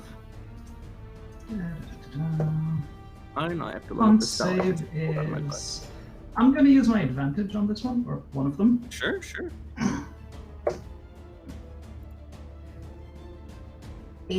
No. All right, so both of you will fail. But notably, Cool. Harm cannot kill you. It'll leave you at 1 HP, and also reduce your maximum points by this amount. 55. I'm unconscious. Harm cannot drop you unconscious. It'll drop okay, you to cool. 1, and will Okay. also reduce your maximum hit points by that amount. So my maximum So hit is your hit point points... maximum 1 now? No, it is a whopping 9. All right. As you get decrepified, and Edgar, you also get blasted as well by this thick pulsing blast of necrotic energy. How is Edgar faring? Edgar's at 1 hit point with the maximum of 2. Oh my. No, wait, maximum of 4. Sorry. Double that! What's fun about that is if now you get hit for 8 damage, it's negative maximum and you die outright. Yeah. Alright. That was her go. She then has a legendary action where she'll throw a disintegrate, because she already used dispel last time, she was nice, at the one who's not at 1 hit point. Lydia, could Galathea please make me a dex save? Yep, and if that advantage is still mine, then I will definitely use that.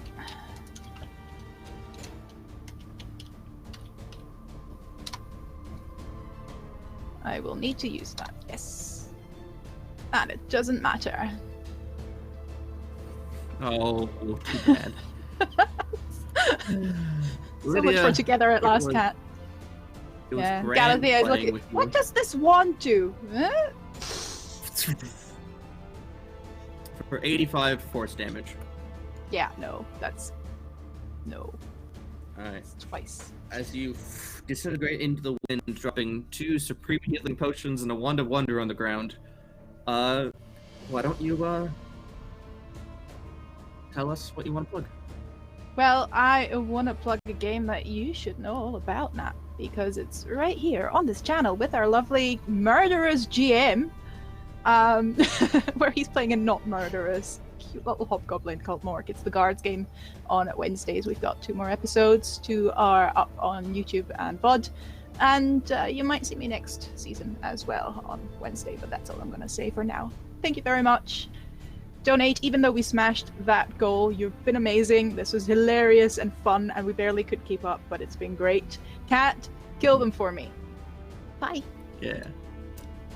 Lydia, it was great playing with you. Kobold number 6, how many backups we got left? Is it 1? Is it 0? We have I a don't know. couple. We have a couple left. Okay. One. Okay. I don't know, Mr. GM. If you kill everybody on the screen in a moment, you will be the new killer queen of Encounter Roleplay. Okay. Well, but they all died to get here, so you gotta double it, right? That's how that works, right? Right? No? None of your tricksy maths, Mr. GM. All right. That was her legendary action. As the device is puts out with blue energy and Kat, why don't you tell us who you're playing, what they look like, and of course, most importantly, how they've died recently. Oh no, we got a froze. Oh no, they froze. Refreshing. Never mind. Edgar, go.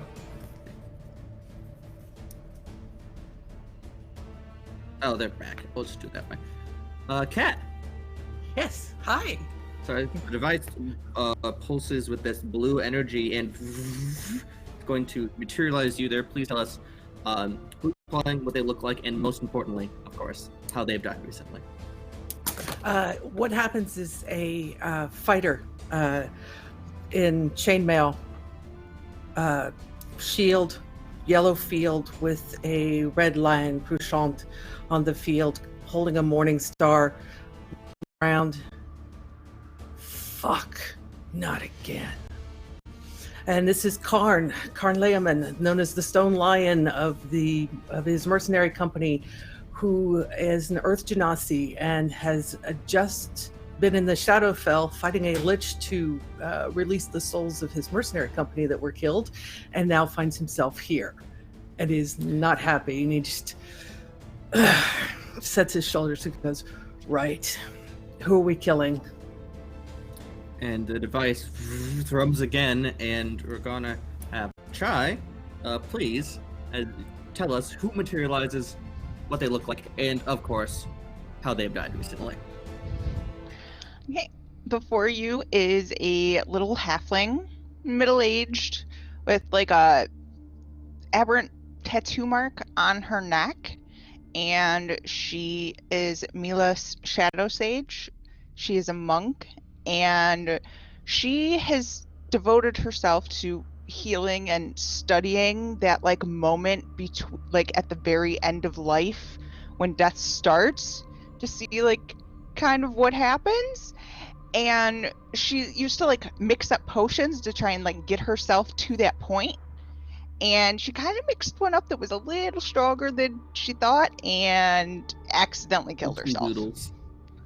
But hey, now she's achieved her lifelong goal, and she knows what happens in that moment. Yeah, you get pulled into the horrible, sadistic vault of death.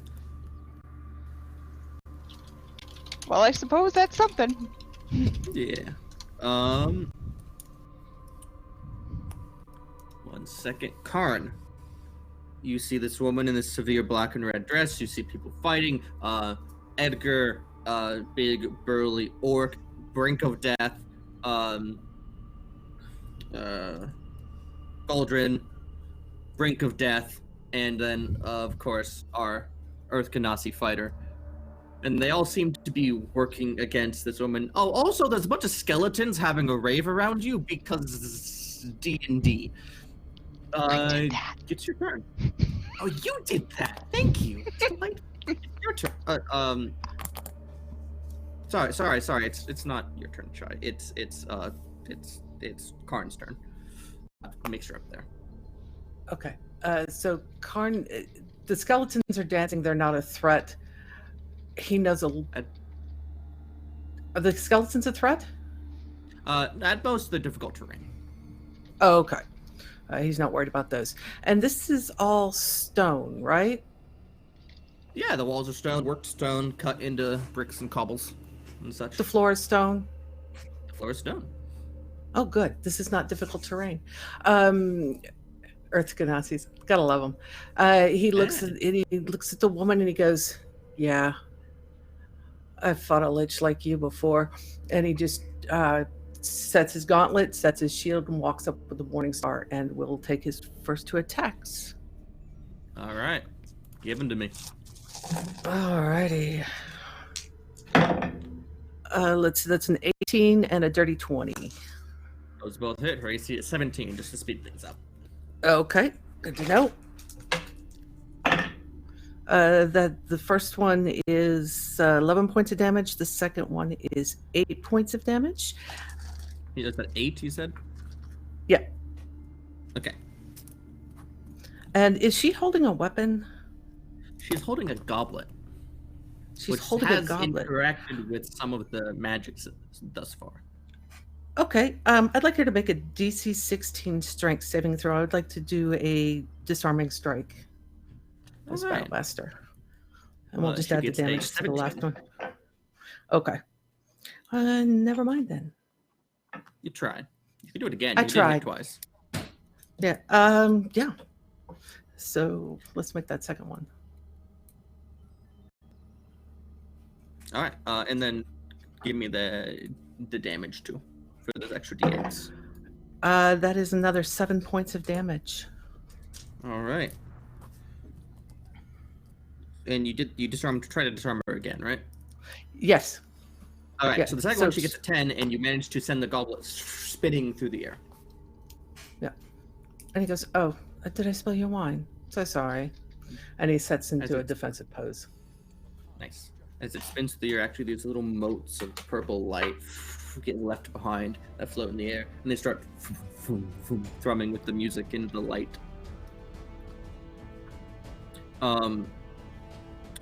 Next is Edgar.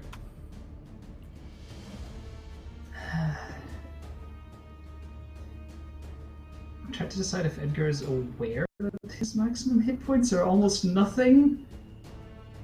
I mean, I'm gonna be real with you. This is probably the last action you get. Make it as metagaming and good as you can. And if Kobold corrupt, everyone just got extra advantages. All right, everyone got an advantage from chat donating. Thank you, Kobold number 6. Stop helping them. Maybe not the final action I get. What else is there to do other than to make double reckless attacks, honestly? I mean, you're a barbarian. You can give people temp HP. That's what you can do. That is true. But I'm gonna keep it for now. Because I may need my bonus action for something. Make me some attacks with advantage. Yes, just like, oh, you dropped your drink. That's a mortal sin.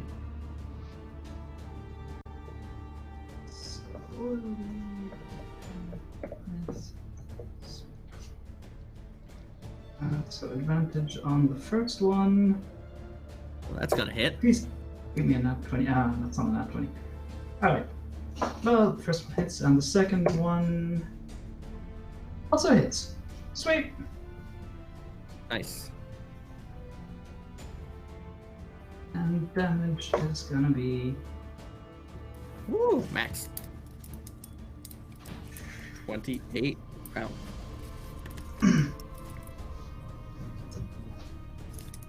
She's taking 155 damage now. And she is looking rough, although very empowered. Mm-hmm. Would you permit as a bonus action for me to pick up one of the supreme healing potions and chug it? Sure, only because I know it's not going to do anything. It's gonna do jack shit. It'll bring you up to 4 hit points, but I will Alright, take so you take the those. little thing, you uncork it, drop it. It's almost like 3 thimbles full worth of liquid, but it just goes through and you feel that powerful healing energy, but for some reason your body just doesn't respond in that healing way you were hoping. Shit, I've built up a resistance. Fuck. Mila Shattersage, it is now your turn. There's still skeletons dancing around. Yep, they're around. I wanna smack one with my staff. Sure. It's garbage. That's 9. Well, the dancing. Actually, I'm gonna give you advantage because the skeleton is focusing on dancing, not dodging your attack. Okay. With advantage, that's 21. You hit a skeleton with a staff. The And skeleton bursts into pieces as you smack it apart. And as that happens, I get temp HP from killing things. I kind of figured it was something like that. Something like that, yep. And then I'm going to turn and attack the bigger bad with my second attack. Sure. 24. I'm just gonna be really garbage damage. 5. Alright. And you punch the skeleton, she seems a little confused, but then you're suffused with energy and you smack her across the face. And you excuse me. then, yeah, bonus action, I'm gonna just slap her. Because I can, dirty 20. Do you want to flurry blows for 2 smacks? Nope, just 1 smack. Okay. 1 smack. Dirty 20 hits, of course. 10 damage on Alright. slap. I will say you're playing my favorite monk subclass. Long death is so cool. I've never tried it, so. Yeah. Alright.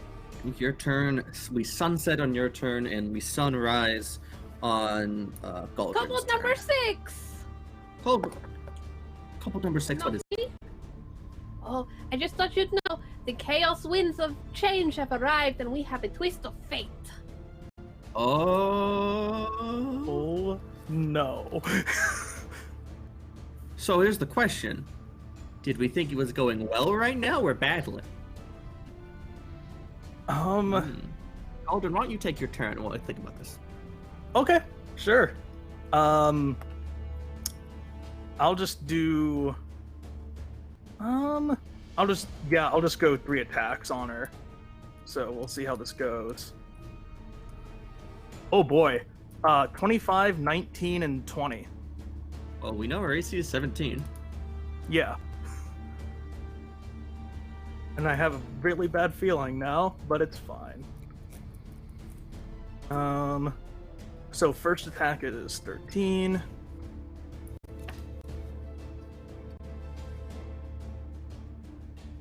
And then 16. Oh wait, no, 12, sorry. I can't count today.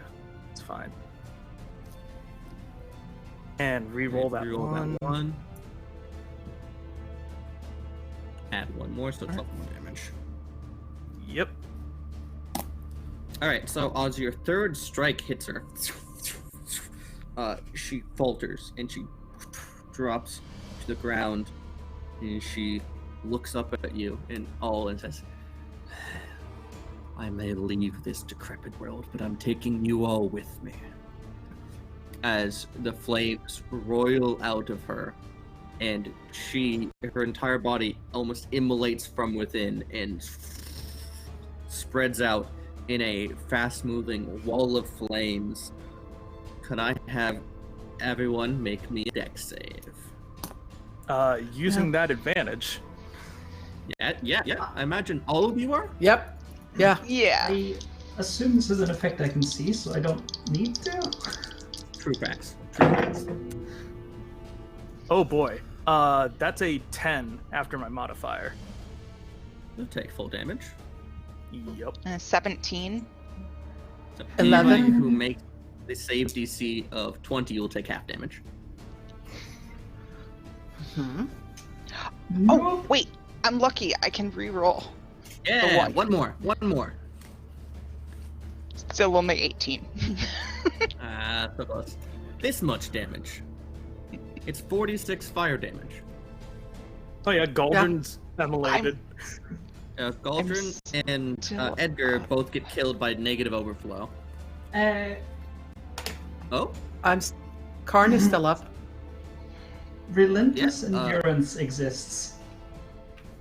You are correct. However, that ability states, but not killed outright. And you are killed outright. Oh. I think I'm right on So that. Check it. Well, it says when you are reduced to 0 HP but not killed, so yeah, I guess fine. Yeah. Yeah. So, two of you immolate into ash. How is Karn doing? Karn is still up. And, Alright, and he's looking around for that healing potion that he saw earlier. Yeah, charred in the sooty ash. And how about Mila? How is Mila doing? Thanks to her skeleton life force, Ah. she is still standing. Barely. But we do Alright, exist. so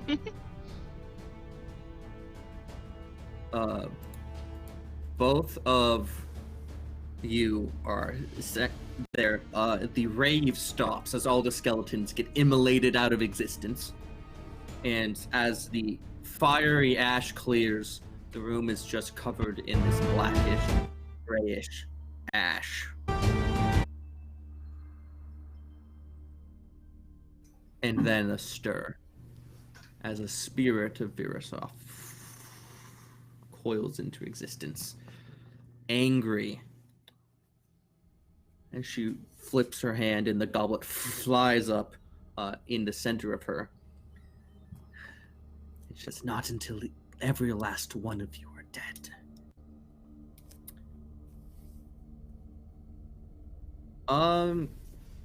That was Aldrin's turn.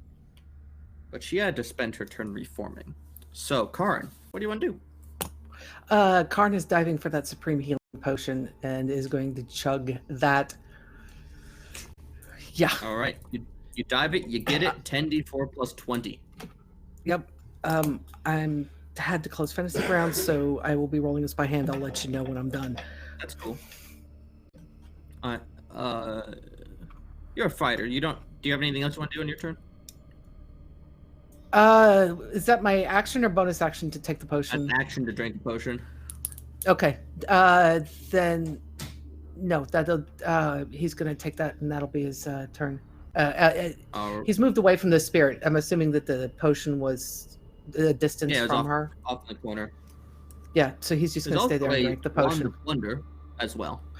Yeah, he'll scoop that up as soon as he's done chugging. Cool. So we're gonna shrink on over to Mila's turn. That was the last. There was only like the one potion that fell, right? There were 2 potions, but sadly, Edgar, for the memes, drank one of them. Of course he did. That bastard. I'll just have to do this myself, and I'm going to cure wounds myself. Because I can do that one time through my aberration. She just like touch her necks and, jolts herself for 7. So that's something. And then I think I'm just gonna bonus action like patient defense. Yeah, so you enter a defensive stance and take the dodge action, the bonus action, which is pretty good stuff. The spirit, angrily and raging, almost like a banshee, screams out, and you need to make a con save. I'm gonna use that advantage. Yes, you do. Okay, 18. That will save. And Karn? Oh, I'm sorry. I didn't realize both of us were doing it. He'll be using the advantage as well on the con save. Sure. That will be a total of 17. All right, you both save. Also, I'm assuming you got the total down for your healing potion. Yeah, he's back up to full HP. Cool. You do each on a save against these Banshee Whale take 3d6 psychic damage for 15. And I fall. You drop. It doesn't kill you. You're just down. The legendary action, the Soul Extractor is going to try to shoot you with a Soul Extraction ray. What's your AC? 17. This is advantage. Yeah, as shoots you with a little purple light and pulls your soul out, and you are dead.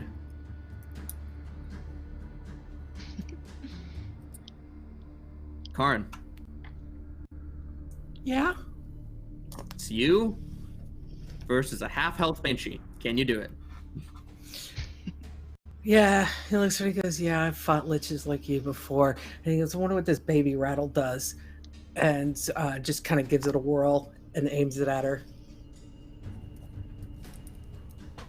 All right. Give me some, What would give me you some like? numbers. Okay. What am I rolling? Wait, A D100? sorry, you're talking about the Wand of Wonder. My bad. Yeah. One moment. That's all right. Should probably, when you drop a Wand of Wonder, have it open. But, you know, that's what good GMs do. No worries. While Alright, we we'll wait percentile for there. Wand of Wonder, 1 second if you don't mind, Mr. GM, I'm really sorry. The kobolds would like to apologize for fighting over the lever. We've now resolved our differences, and we want to congratulate Cleric of Chord's character Karn for making it this far. We believe in you, and you are going to be buffed so that you have all of the advantages remaining on screen, which means you will have 5. Good luck! She hit me real hard. All right. So you have lots of advantage to spend. So what was on your percentile die? That's a 7. You cast Fairy Fire. The Banshee roll a dex save. The Banshee will fail. You have advantage on all attacks against it now for a minute. Oh, that's nice. Yeah. It's her turn. She's gonna try Yeah? to corrupting touch you. That's a 9. I'm assuming that misses. That's a miss. Is that a melee attack? That is a melee attack. A melee spell attack. All right. Okay. Let's see. I'm gonna find these here. I would like to riposte and use my reaction when a creature misses you with a melee attack. It doesn't specify weapon or spell. I expend the superiority die to make a melee weapon attack against it. Sounds good. And if you hit, you add that die to damage, right? Yes, I do, and that's a 26 to hit. So That hits her a little bit. 9 plus 5, 14 points of bludgeoning damage. All right. She takes 7 because your weapon isn't magic. No, because you wouldn't let me have one, but that's okay. What? I'm teasing you. That was by design. All right. I'm gonna tell you straight. She's got 22 hit points left. Oh, good. Let's mess her up. And now she gets a legendary action. Okay. So there is a black pulse of energy. I need to make a con save. This is out of the Soul Extractor device. Okay. And I'll be using one of those advantages. As you do. As I do, that is a 18. Gonna take half. Okay. Ugh. You take half of 30 is 18 necrotic damage. Okay. Let me do some math here. It's your turn. It's my turn. All right. It's been a while since I played a fighter, so I have to keep referring back to this. Sorry. I believe it does something along the bonus- lines of swing, swing, action, surge, swing, swing. Yeah, something like that. But first, we're going to do bonus action of second wind. Nice. Okay, so that's 10 HP back. Okay. And here we go. Oh, yeah, that's going to hit on the first one. I will tell you, her AC in this Banshee form is only 12. Okay. Both first 2 attacks hit. Remember, you have advantage on each of these attacks with Fairy Fire. Yep. I'm trying to do these all so I can give it all to you at once. Sure. Appreciate it. All right. First 2 attacks are 20 total, and then she action search. All right. Well, as you hit for 20, she's at 2 HP. Yep, and that's a hit again. So. All right. Do you want me to roll the damage? I don't imagine you can roll less than 2. So with a flurry of strikes,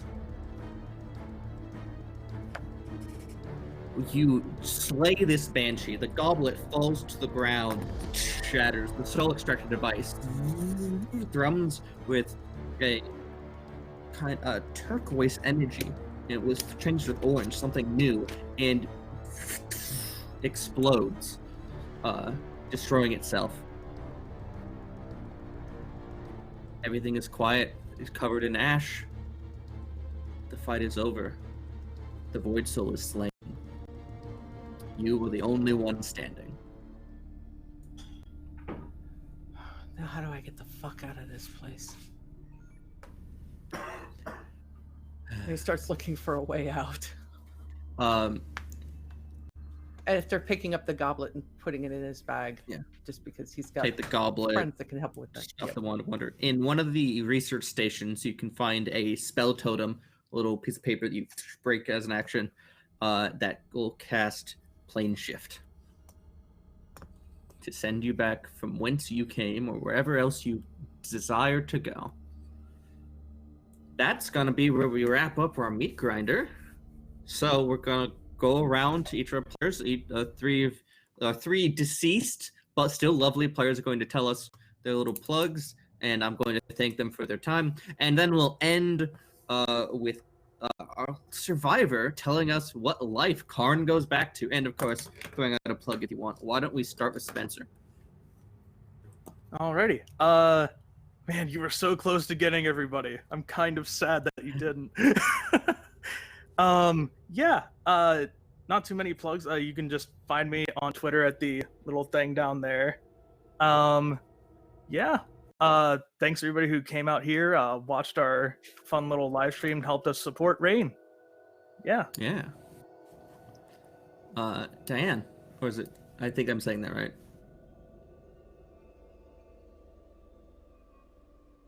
Go ahead. Oh, can't hear you. Yeah, I double-clicked mute.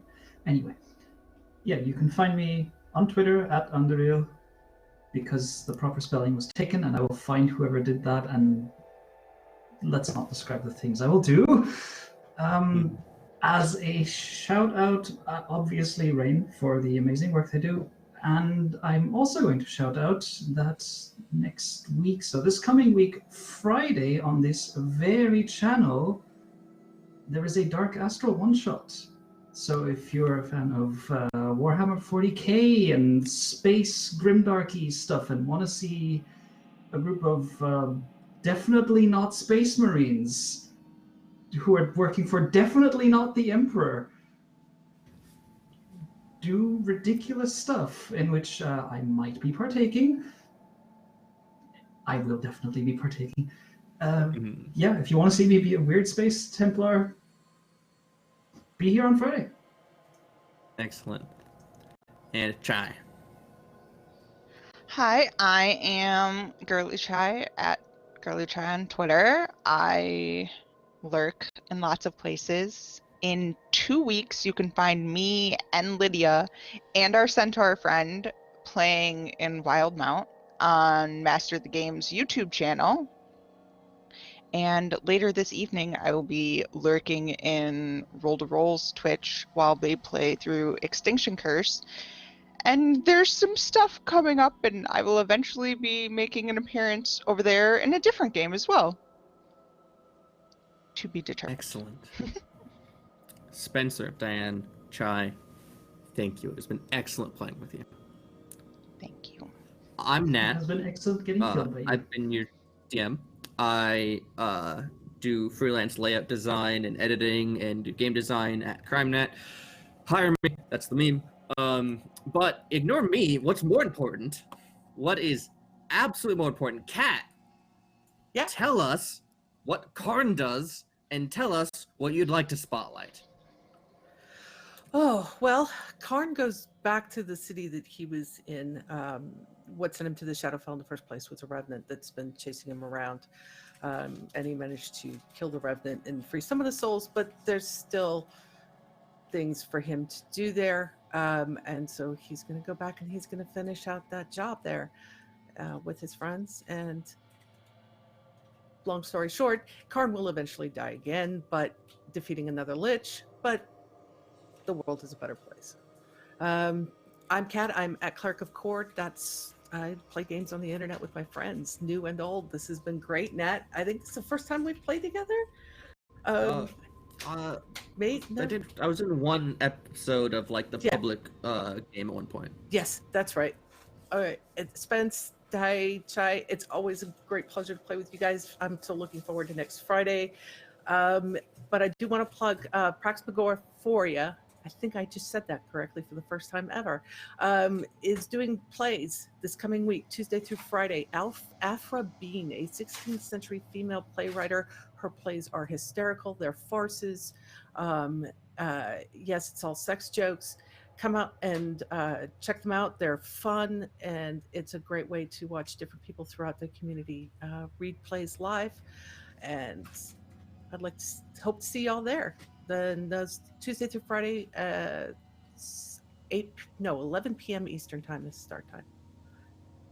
Excellent. Thank you so much. And Kat, it's been excellent playing with you.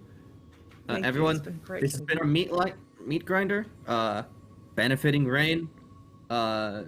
Thank you for all our sponsors. Thank you for our tech goblins, because I was a theater tech for years, so my heart goes out to those who run the tech side. You make sure that we don't suck. Thank you so much, Kobolds number 6 and 7. You've been excellent murder helpers, and once again, not just to the players here, but to all the players who I got to fight against and play and tell a story with today. Thank you so much. We good? We good? I think we're good. I think you're most excellent, Master. See ya. Have a nice Tuesday.